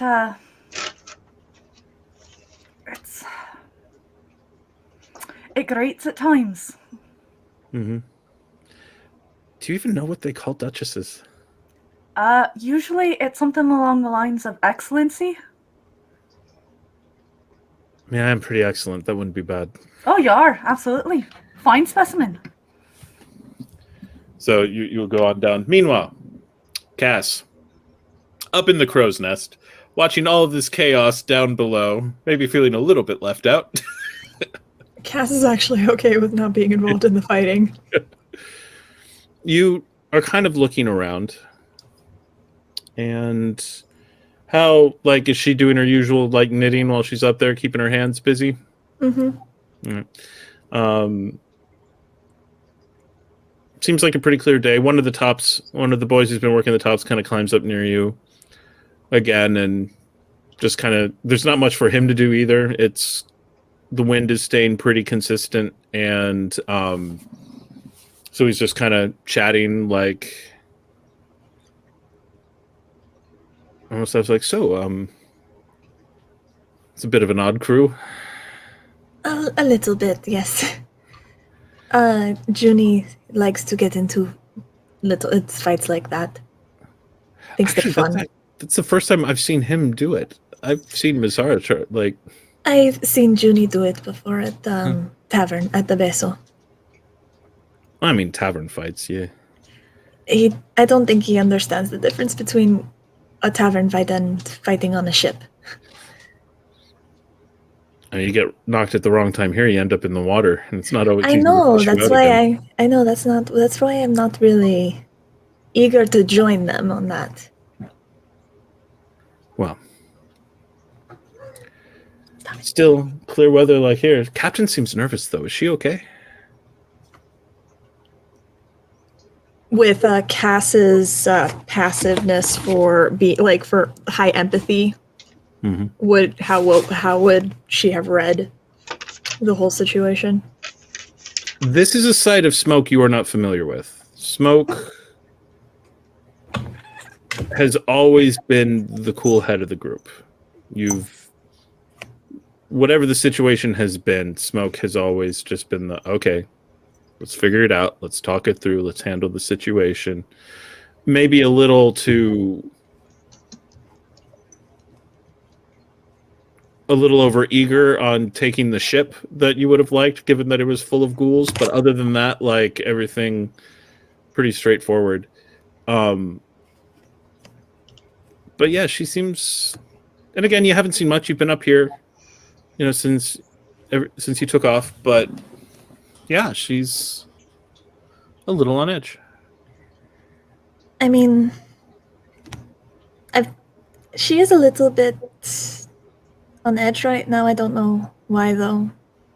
Usually she's very confident. And last time we were out on the ship, she was extremely confident. I hadn't seen anything like that before. Well, the weather like this keeps up, it'll be a good first trip. I know, it's very nice. No city air mixed with it.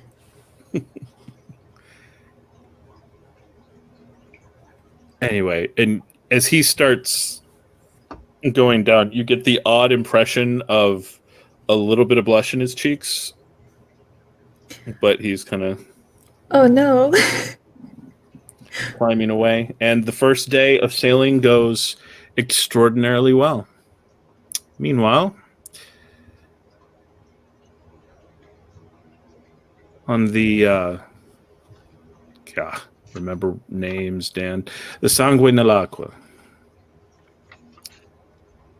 Captain Delphine stands on the deck of her ship. Is she the sort to steer it herself, or does she allow others to manage the wheel for her?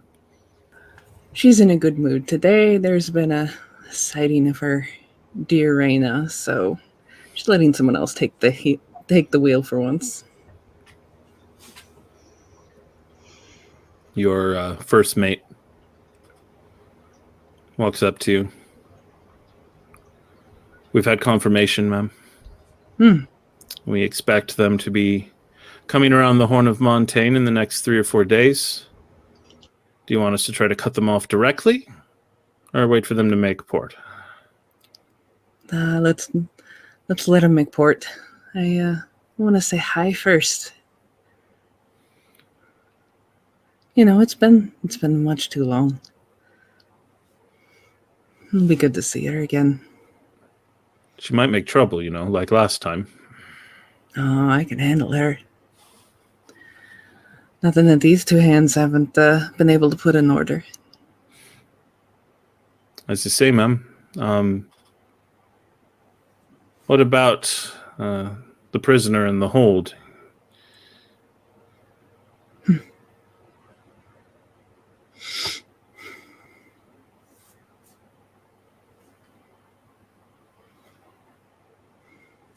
Who's that again? Just a random, probably a stowaway or someone that came aboard, maybe trying to catch and your crew caught and just neglected to inform the officials before you set out to sea.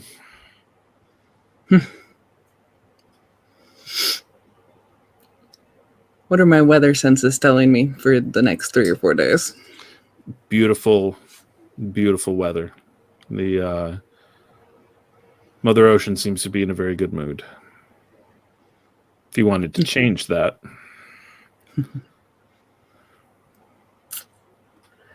Let's hold on to him for now.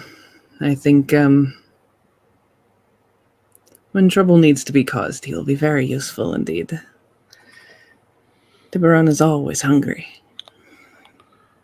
Sort of surprised he hasn't demanded him yet. Right. Any further orders before I change the shifts? None at this time.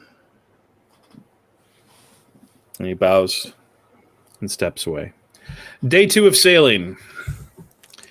It's been a little bit more cramped than you all are used to. Last time you sailed, it was...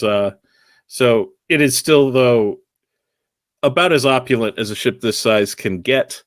And as you put on and put forward, no particularly problematic dreams or anything like that as the crew rises. Anyone have anything they're looking to get up to today?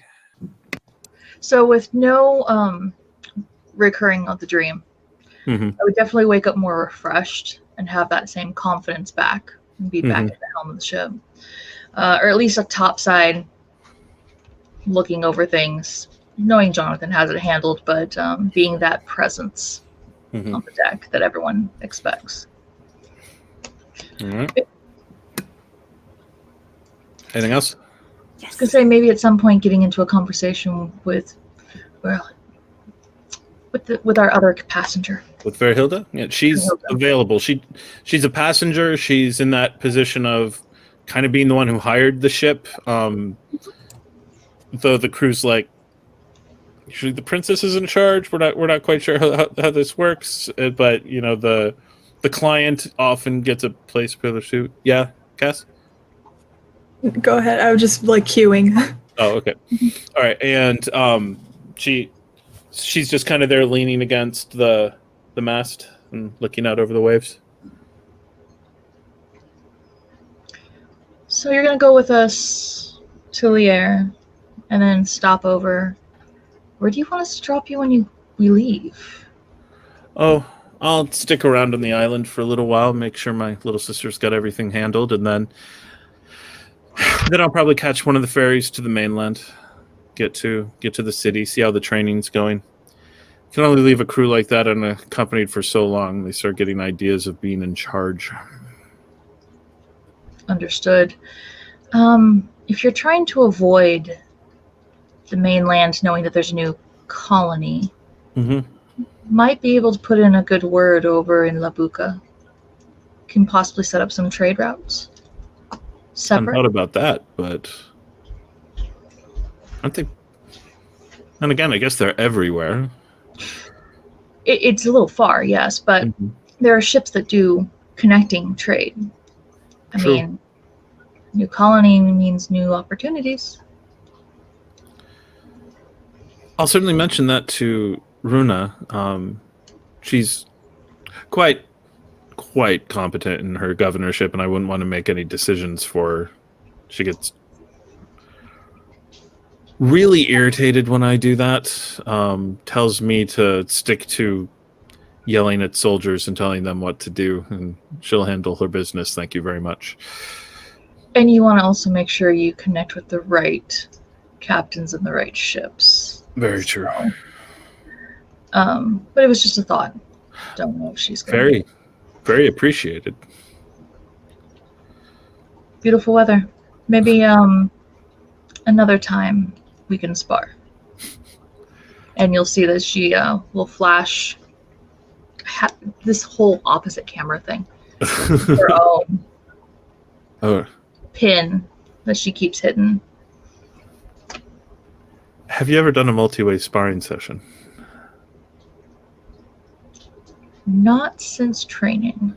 I wouldn't want to do it on the deck, but we should definitely take the opportunity when we get a chance. Need a little bit more space. Yeah. Maybe once we hit the island? I bet you there'd be room there. Absolutely. All right. I'm going to go check in with more of the crew. Enjoy the beautiful morning. Oh, I intend to. It's nice not to have anywhere to go, or rather to be going without having to be walking. Yes. The gentle rock of the ocean, the clip of the waves. Nothing like it. It's lovely. I wouldn't have thought so a few years ago, but it is lovely. All right. That smoke will go wander off. Cass? Cass would have asked the other, I forget his name. Jonathan, or no, the kid, the other kid that helps it. What's the name of your top master, or the ropes kid you had, Salt? The rigger is Timothy. Cass would have asked Timothy if he could take over for a little bit so she can get a break, and in that break she's going to want to speak with Kristoff. All right. Kristoff, are you busy? You would find me probably looking out over the back of the ship, appearing to be off in old man land, but far from it. And she'll just prop up next to you against the railings. I had some questions about Eisener and the war, and I figured you would be a good person to ask.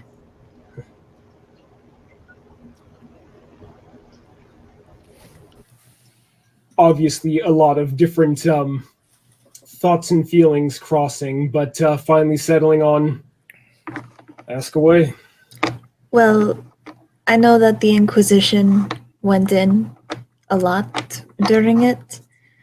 But do you know when they would have been deploying troops around 20 years ago to walk in? to go in. And Kristoff, when this comes to you, that was even for you. That was fairly early in the fight. You had come on, but there was a fairly famous deployment of Castilian, primarily Inquisition troops that came in to make a stand against an incursion from Montaigne. It was Montaigne's last major troop movement of the war. And they captured the position. But later on, some of the prisoners that were taken ended up managing an escape that destabilized Montaigne's forward position and ended up with them falling back. That long ago I guess you could say that was before my war. That was... I mean, I know about it. Yeah, that was really more against Montaigne than the war in Eisen. They were just Inquisition coming in and using our land. Do you remember when that was? Around what time of year?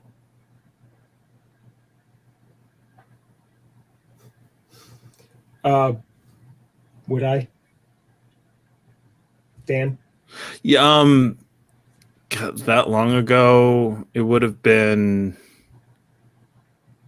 and you guess, late fall, early winter. Well, it was still muddy, but the mud wasn't frozen yet, so yeah, late fall, not quite winter yet, but getting there. Right before. Yeah. Dan, are times getting muddy now? It's getting really hard to imagine that he was home. And Kristoff would kind of just see Cass just pale a little considerably and look extremely concerned and worried for a moment.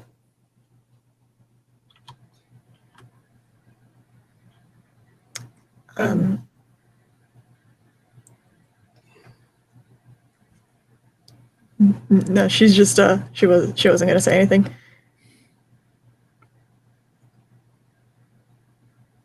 These aren't the sort of questions somebody asked because they're just a little curious about what time of year the war started to get really bad. You don't have to tell me what it is, but I am here if you need anything, whatever that anything is. And she just nods, but you kind of see her a little tight-lipped right now.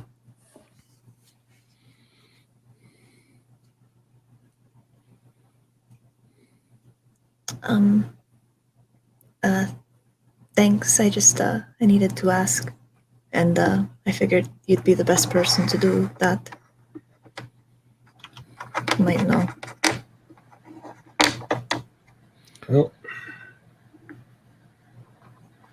And as a last detail, you have nothing really good to say about any Inquisition actions in Eisen. But them blunting this Montagnian attack might be the reason that Eisen still exists in any meaningful way. That army was going to be a major problem. Doesn't mean I have to admit it to myself. No. Okay. All right. Thank you, Kristoff. And she's just like, you see, like she's trying to smile, but you see it doesn't reach her eyes. And she's there's nothing to smile about. You don't need to. We're not at court. Habits. And she'll just head on back to the crow's nest. And now is aggressively knitting. Anxiety crochet. All right. On day 2, Timothy comes up to Juniper and does arrange a little bit of sparring time without just to offer a chance to kind of work out the you're better than him, but he has a better balance on the ship. And there's several times when you're like, oh, I've got him, and then the ship will take a wave weird and you'll be off your balance and he's inside of you just pummeling your chest. And so you get the, like, you are the better fighter, he is the better sailor. You still come out on top, but you're like, man, I gotta get better at this. I would definitely cheat and like put a submission in there when he wasn't expecting it. We'll even say that's hey, and he's like, yep. First you sucker punch me, and then that. Well, look, you think that it's, I'm a boxer, but I'm a martial artist first. It's a difference, buddy.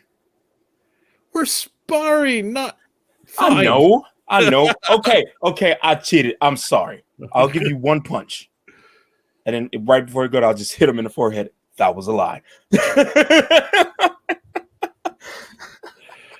Thomas is over Juniper's shit. Okay. So. Yeah, I know. Juniper's love fucking with him. It's so fun. Anything else on day 2? So Masara is spending any time that Waerhilde isn't, with the other people being like, and more practice. And more practice. And practice. I want to learn all the tricks. Hildy got a shadow. And as you're getting used to, and as you're sparring with her, Waerhilde is really good. And like she starts talking to you about some of the things that she does that are not really coming out here. Like, okay, if you were fighting 3 at once, 5 at once,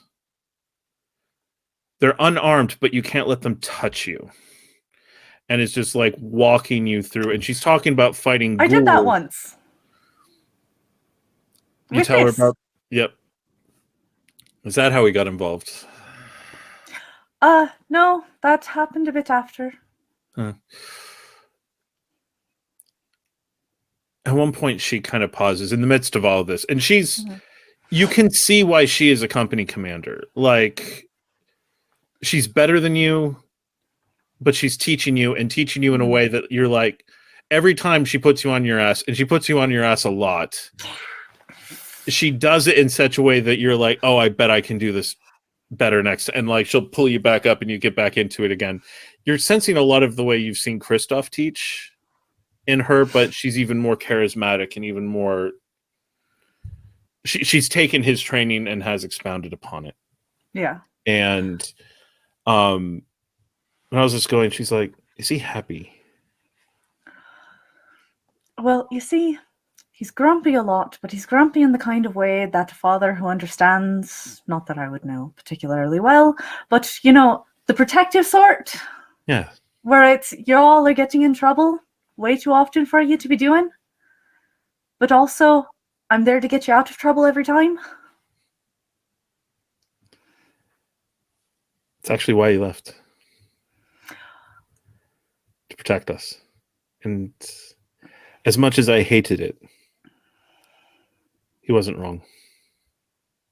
Staying, he would have protected us from anyone who came, but leaving kept the kids safer.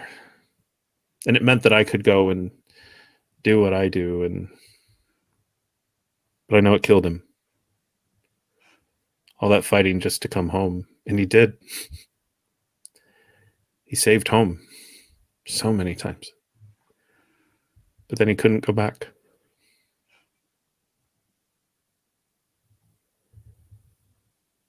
Not without destroying it again. If he ever needs a place to stay, if if you ever get some that sort of way again, or if you do, there's always a place for you. Thank you. And if you ever need help with those Avalonian assholes, and they start thinking that they might want to visit your island and that I'd like king to of see them yours is fucking forever. try. I'll call on you. All right.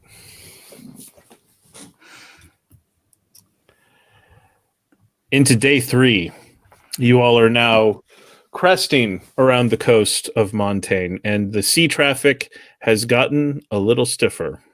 Cass is spending a fair amount of time calling out the different flags, most of them Montagnian in the area. Now, most of them are just doing their normal trade, and they're not particularly interested in a galleon. But some are curious because, again, they're not currently at war, but Castille and Montaigne have some history, and Castille lost most of its fleet in the end of the war, so a ship flying Castilian color... Well, actually, that's a question. Would you be flying Castilian colors? Going that way, probably along day 2 before we start hitting the next traffic, would have changed the flags to... because my home, technically, is La Buca. Mm-hmm. So I would have changed it to a more neutral flag or the La Buca flag. So All then right. that way, yeah, it may be a Castilian boat, but that's not who's driving it. Okay. That gives you a little bit more leeway. Montaigne knows not to get too aggressive with Labucan ships. They don't need a war on that front.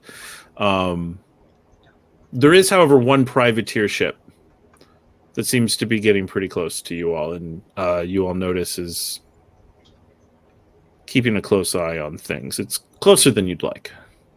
It isn't directly aggressive yet.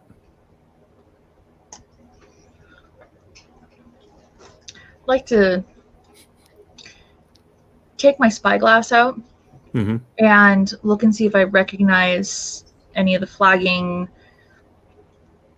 any of like kind of the crew type. Montaigne class actually flying Imperial colors, so this is actually one of their Navy ships. It's not one of the Merchant Marine. And you don't recognize any of the crew, though you recognize the type. This is a war crew in peacetime. Like, Montaigne is basically always at war with someone, but right now they're not attacking Avalon. Right now they're not attacking Castille, and so their navy is not being used. So they're itching. Got it. I would try and use the winds, see if we can cut the sails enough to like kind of pick up and get some more distance between us and them. Okay. You're going out, speed them, and show them, hey, if you want to keep up with us, feel free to try. Mm-hmm. All right, sailing fast. This is a bit of a risk, so seeing how they react to it, give me your Sailing? Yeah, your sailcraft, but as for the trait, let's go with your wits. Got it. You're looking to catch the wind just perfectly, and we're gonna say, with the way you're doing this and with the way the ship is loaded down, 3 wisps for some minor damage to the Cerulean Tides itself, and 1 opportunity. Hi, would you like 3 more dice? Sure. Bump.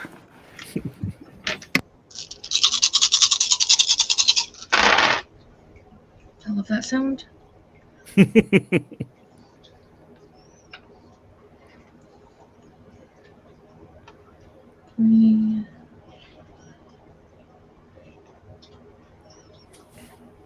Okay, so I have four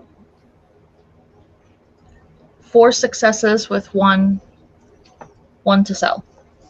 All right. Would you like to sell that die? I'll likely regret it, but yes. Okay.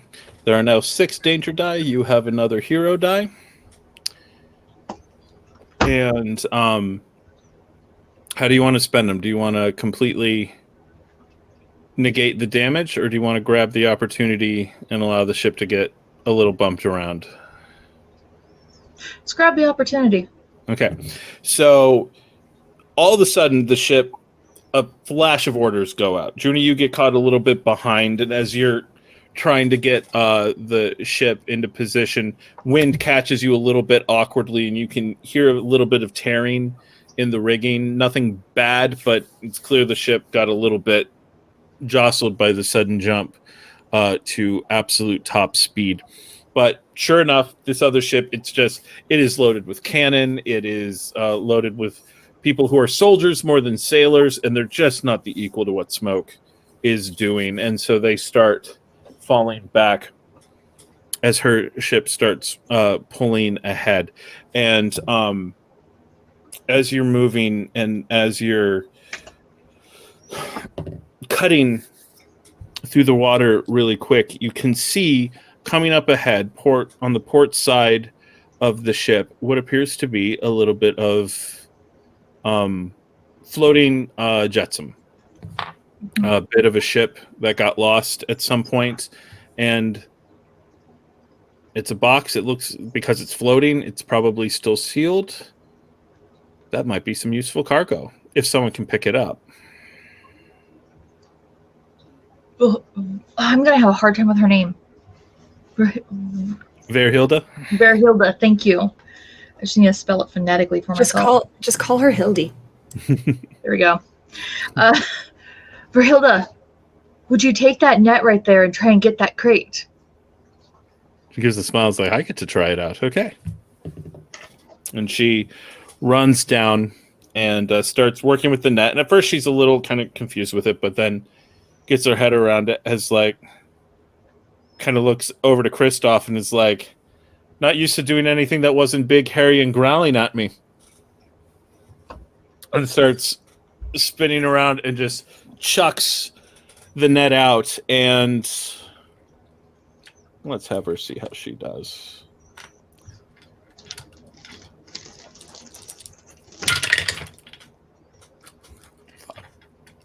Yeah, she nails it. And goes out, catches around, and she's immediately on it and just starts pulling it in. No need to slow down. Mm-hmm. And she's able to pull what's a floating chest aboard. Nice. Okay. I thought finding treasure at sea was just a myth that they talked about. Not always. We don't talk about myths on this ship, thank you. Why don't you talk about myths? Because the last time we started talking about myths, your uncle there was talking about which side was the fish. Cass comes down. Actually, I was the one talking about the fish. Which half was the fish? She was the one saying. That's right. That was the one talking about copulating with the fish. He was saying that if we put the wax in our ears, we don't have to sex the fish person. Waerhilde is just so confused. Waerhilde, you've seen horrible things, undead things. Yeah. Yeah, there's similar horrible creatures in the ocean, and we were trying to protect everyone, and they just didn't understand. Oh, sirens. Yes, thank you, sirens. No. Are they as pretty as the stories say? We don't know. We didn't see them, and we're not going to be seeing them.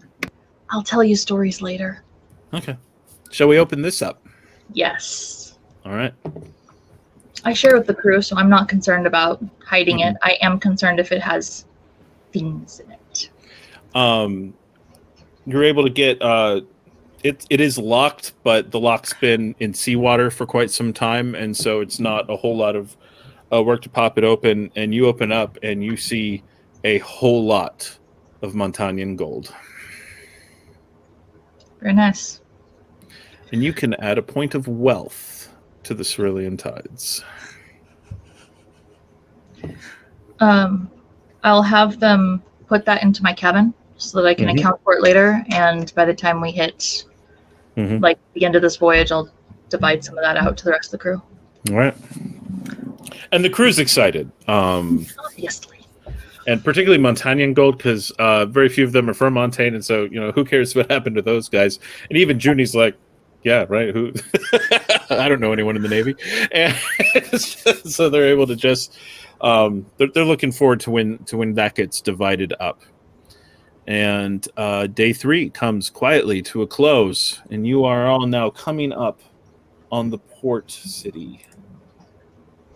The only thing I would just add to day 3 at the end of it, since we had that the gold and all of that, is I promised them the story. Oh yeah. And I would reiterate the dream essentially. Okay. And there's a reason why this is here. You just thought you got it in a fight. So, as she gathered, this is Jonathan and the party? It would be Jonathan and the party, not the whole crew, because, yeah. And at first you all are like, Smoke never minds telling stories, so why is this kind of the limited audience? Some of you who have ever heard stories of seafaring, so most likely Cass and Mez, whose countries are both fairly involved. Juniper might never have run into this just because thieves don't talk about it as much. Speaking of myths, there is the myth of the Storm-Kissed. And the Storm-Kissed are those who survive Red Squalls, which are these demonic storms that come out of nowhere and destroy ships, and the people who survive them, the Storm-Kissed, rumor has it, they always die at sea. They never manage to stay away. They always go back. And are considered very bad luck by other crews, because the thought is the sea is going to reclaim them. And you don't want to be there when the sea decides to take what it is owed. And as she describes what the Red Squall looked like, Juniper, she has perfectly described to you, with the exception of the wind, the in-between. Oh, shit. His eyes will just go wide. And then he will start sweating and start backing away and just leaving down below. Basically, I spent the last 10 years bouncing from ship to ship, and as soon as the legend would catch up with me, I'd be quietly dismissed off the ship. But this is your ship now. It is. So that's not going to be happening again. It's not. All right. But that's who James was. He was the only other survivor with me, and either you stay at sea and die at sea, or you're scared of the sea for the rest of your life. I was born on the sea. I'm not going to be scared of it.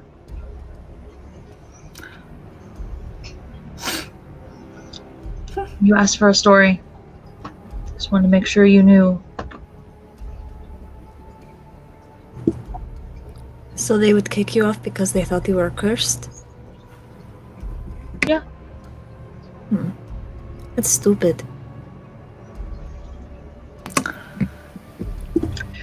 Sailors are full of myth and superstition. That's why I like Jonathan. Noticed. Yeah, I don't put much stock in that.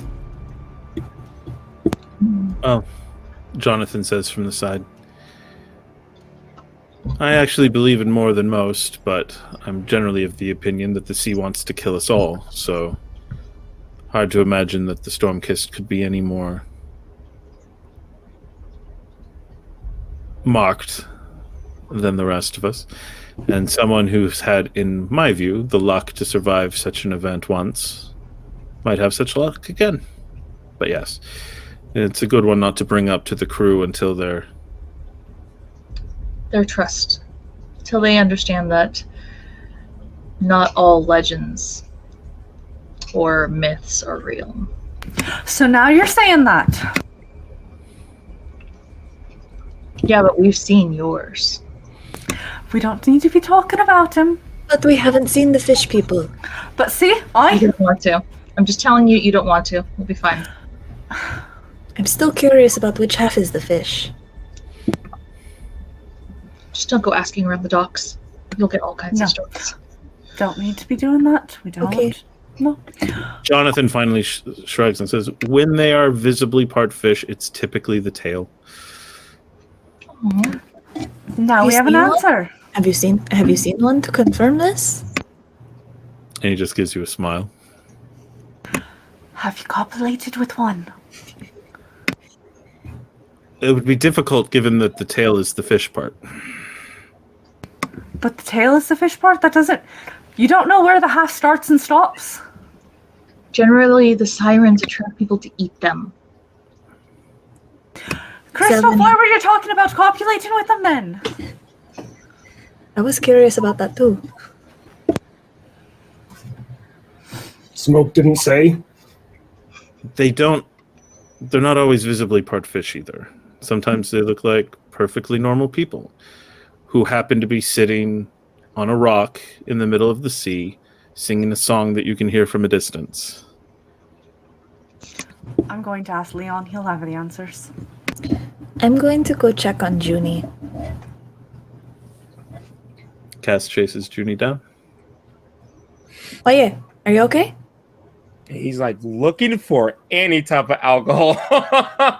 And I'm pretty sure they have taken it and hidden it all from him. So he's just like, just a fucking water that mud! And then he just kicks the box. Alright, so you're back to your regular accent now, so I assume something happened and you're pissed off. Why? I'm not pissed off. I'm gonna be honest with you. I'm scared. Okay? Of? Exactly. I'm scared of possible bullshit. Possible lost. It's just a story about the storm. Yeah, it's a story about the fucking in-between. Does Cass know anything about the in-between? No. So Cass just looks confused at that. Okay? No,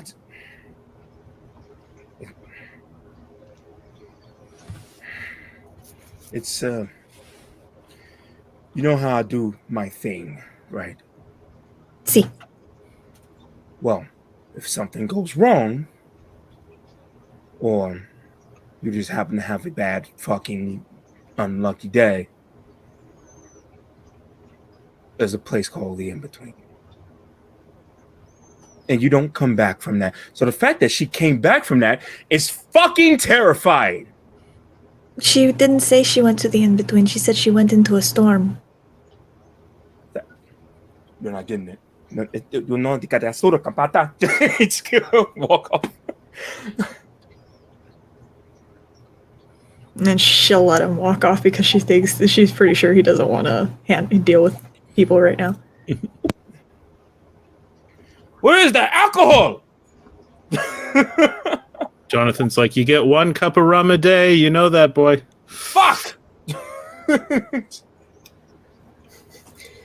A little later that evening, once everybody else is going to bed, I am just going to give Junie my flask, offer it to him, as it is one of the rare occasions where Kristoff is also just drinking off the back of the ship now.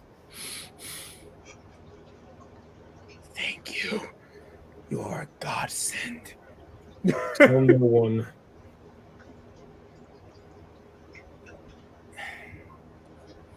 He'll sip the flask. Do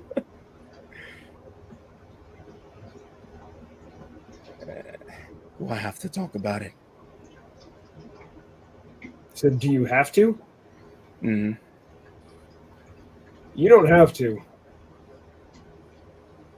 If it's bothering you and you think talking will help, do it. If you think talking about it will help the crew, do it. If you're not ready, then don't. The only thing I can say is you never know when you'll never have a chance to talk about it again. Fuck. Okay, and then he'll cork the flask they handed off.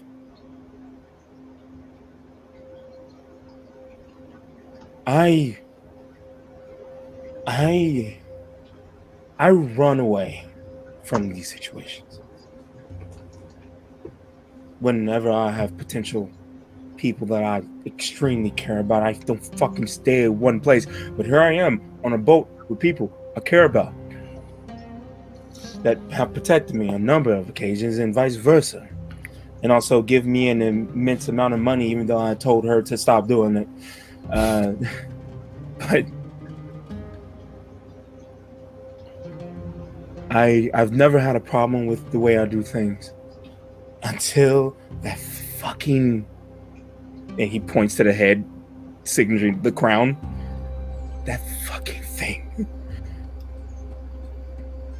And then now with the story that Smoke told, if we end up there, there's literally nothing I can fucking do. I can't save any of you. I can't do anything.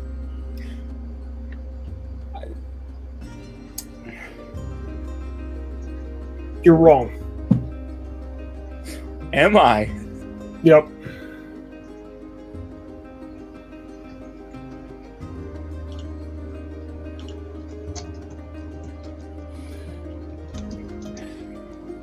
No, Nobody's ever come back from that place before? That's what you're saying? No. And those who have, they're not the best of people. Well, I imagine they're all going to feel kind of like silly little bitches when you're the one that comes out fine, dragging 6 other people behind you. Yeah. I'm just worried. As you should be. We're on a boat, surrounded by who knows how many things that want to kill us, and the best case scenario, if something goes wrong, well, I was going to say drowning, but evidently washing up on shore is an option now, as we've learned. But things on land will try to kill you just as much. At least you know what the threats are. That means you can try to get ready for it. And if you can't do anything about it, you know, sometimes all you can do is brace for the charge. Man. Also, been thinking ever since we had to deal with the other mages, should I say? I think you get my drift. I feel like it's good that you guys know what I can do, because I'm the only one that can do it. So whenever you guys are ready for that conversation or demonstration, just let me know. I know you're a portier. And now, let's keep the fancy. You're only a portier if you've been trained properly for the people who care about fancy proper training. Well, I trained myself, so, and grew up on the street. So honestly, I'm able to do shit that other people that can kind of do what I do cannot. Well, like that teleporting thing.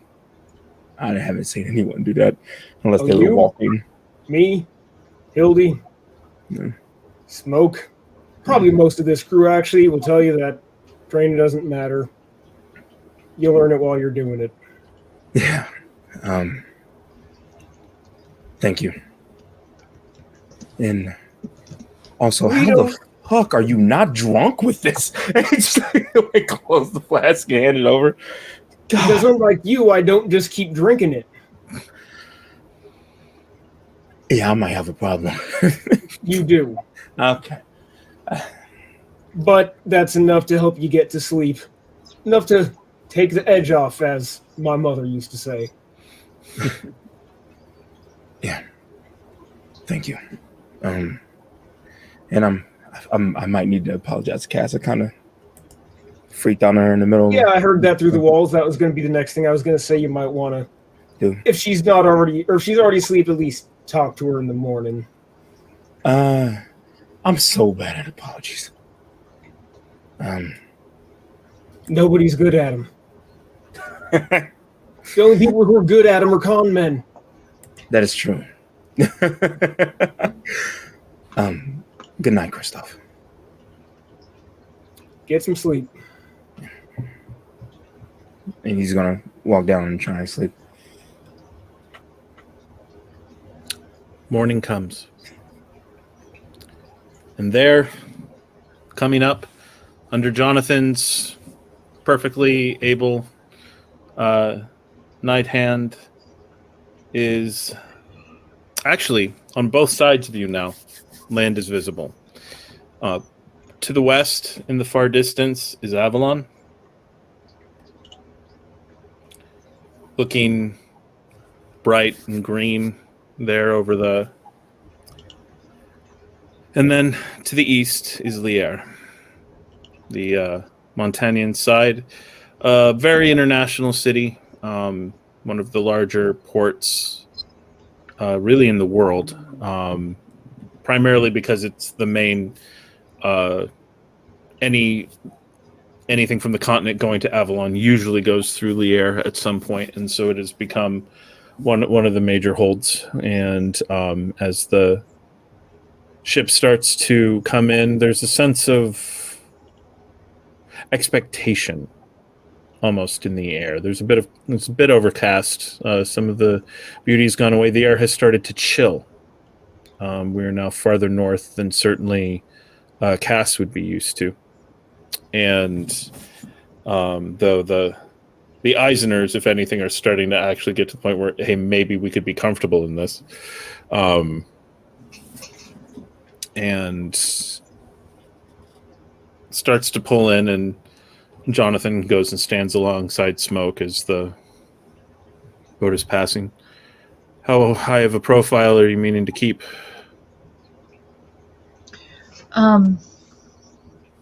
I mean, in the ports, I'll have registered my actual name. Reina de Gustavo.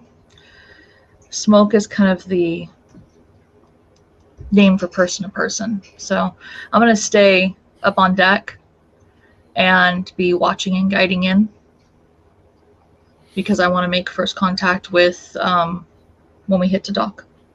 All right. And he gives kind of an irritated look over his shoulder. That ship's been following us pretty close for like the last hour or so. No aggressive moves, but I wish they weren't that on top of us. Is that the same ship from the other day? No, it's not the Imperial ship. And he gestures, and you see a brigantine. It is flying Vodachi colors. And it is labeled very clearly, the Sangue nell'acqua. Or as you know, in Vodachi, blood in the water.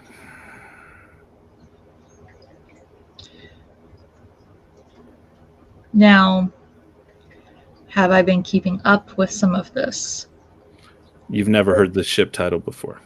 Okay, that's what I'm asking. But the name, for obvious reasons to you, has some uncomfortable connotations.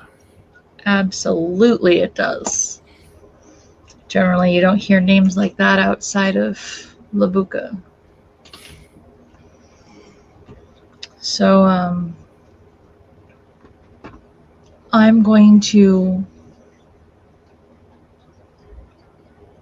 try and steer us to a little, because there's like usually multiple docks. Mm-hmm.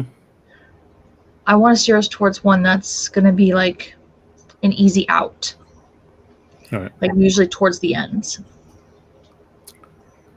Meanwhile, aboard that brigantine, Captain, I think they're finally paying attention to us. Looks like she's getting a bit skittish. Yeah, she's always like that. She'll make port. Just hang back just a little bit, and then once she's nice and anchored and has is not going to go anywhere, then let's pull in. Aye, aye. Y'all heard the captain. And the ship starts settling in, and it's just on you. It's not, again, no aggressive actions, nothing that would draw the attention of the Port Authority, but it is just sticking to you. And as you pull into your dock, the dock master approaches and does all the usual things and has a little bit of a hurry to him, like he's going to see 1,000 ships today. And Captain, how long are you planning on staying? Just with a single tide. We just got to resupply and then get out. Any trade to do here other than the resupply? No. All right. Destination? We were going to go further up into Eisen. Aye. All right. They're going to be able to even buy your goods. Yes, it was a request. Very well. You're cleared for this docking space for the next 6 hours. Okay. And he walks off. Meanwhile, Waerhilde and Kristoff are both looking a little on the tense side. I'll pull them aside next to Jonathan and me. I told them that we're heading up into Eisen. I know that we're veering off elsewhere. But I also don't like the look of the ship over here, and kind of nod towards it. You see that it is actually sliding into the next docking spot over. It is a bigger ship, obviously a brig over a schooner, but definitely well armed, but still small enough that it can, because it's like the next class up, so it's still capable of docking in the sort of docks that you use. I'm gonna be itching a bit.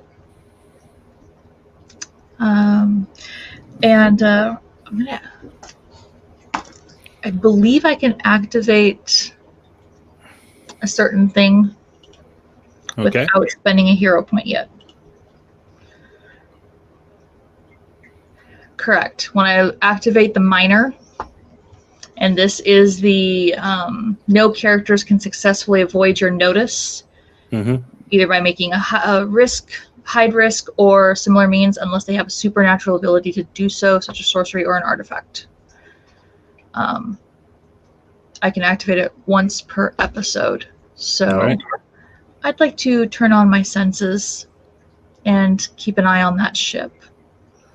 Your senses turn on, and you are used to with this. You become, it's not something you like doing in port very often, because when you notice everyone in a busy place, you notice everyone. It can get pretty overwhelming. But it also, when you are around people enough, you get a feel for there in that direction. Like, you would already be able to point to Kristoff, certainly, and probably Junie, Cass, and Mez as well, without even needing to look in their direction. You are aware of them, whereas other people are just people. But there is someone else who is not just anybody. And you feel goosebumps running up Starts the itching. back of your neck. And the itch. And as you turn to just be like, let's get restocked, let's get out of here, we have a job. And Jonathan is already kind of shouting at the crew about restocking and getting provisions up and everything. You turn around, and there, standing at the dock, arms crossed and smiling up at you, is Delphine O'Brien.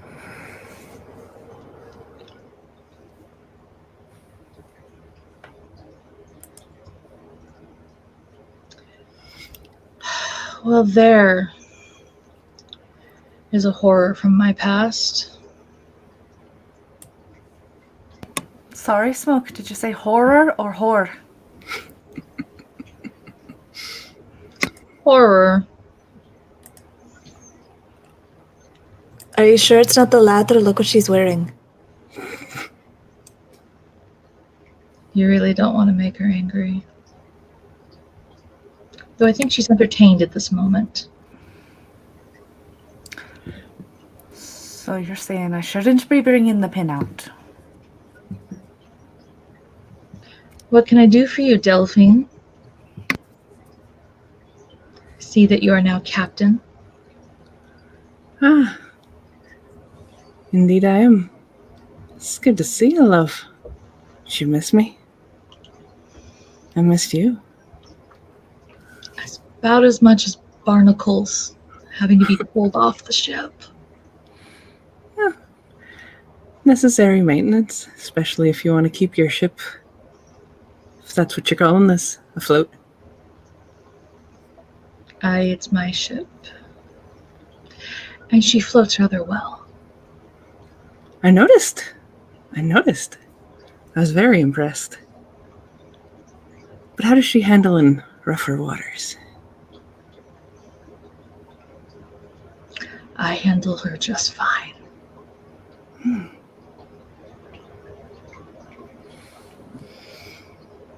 If there's nothing we need, if there's nothing you need, I would assume that there's far more entertaining things on this support.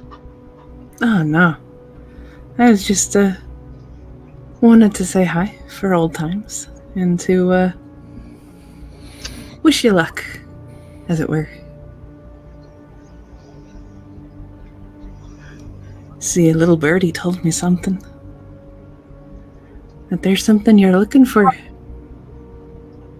Up off the northern coast. Yes. James isn't the only one who's an old friend. With all of the hoodoo that you worship, I wouldn't be surprised. I'm on good terms. Besides, I've gotten a few new things. You see a shark tattoo on her abdomen, which is bare at the moment, and there is this squid tattoo that goes, its head is here and its tentacles go all the way down this way, like that. And on the side of her neck there is a koi fish. It just curls up. And she goes, Jonah's been good to me. That is true. And there's a moment as these two are just staring off and everyone else is around like, what is going on? What is this energy here? When suddenly, those of you who are paying any kind of attention, and I imagine that's all of you, notice as the tattooed tentacles suddenly start to shift on her skin, and then the shark bites at them. And with that, we are going to call this episode of the Blades of Roses to a close. Thank you so much to Nick Shadow for joining us in this episode. There ended up being a lot of feels in talking in this episode. We're going to get a whole lot more of her next time we are together. Thank you so much to the Squirrels of Darkness for hosting us. Thank you so much to our producer, Dell, for all that you do to help keep us going. We have been having such a blast. These characters are getting, they're so intertwined with each other. We cannot wait to do more. And scene.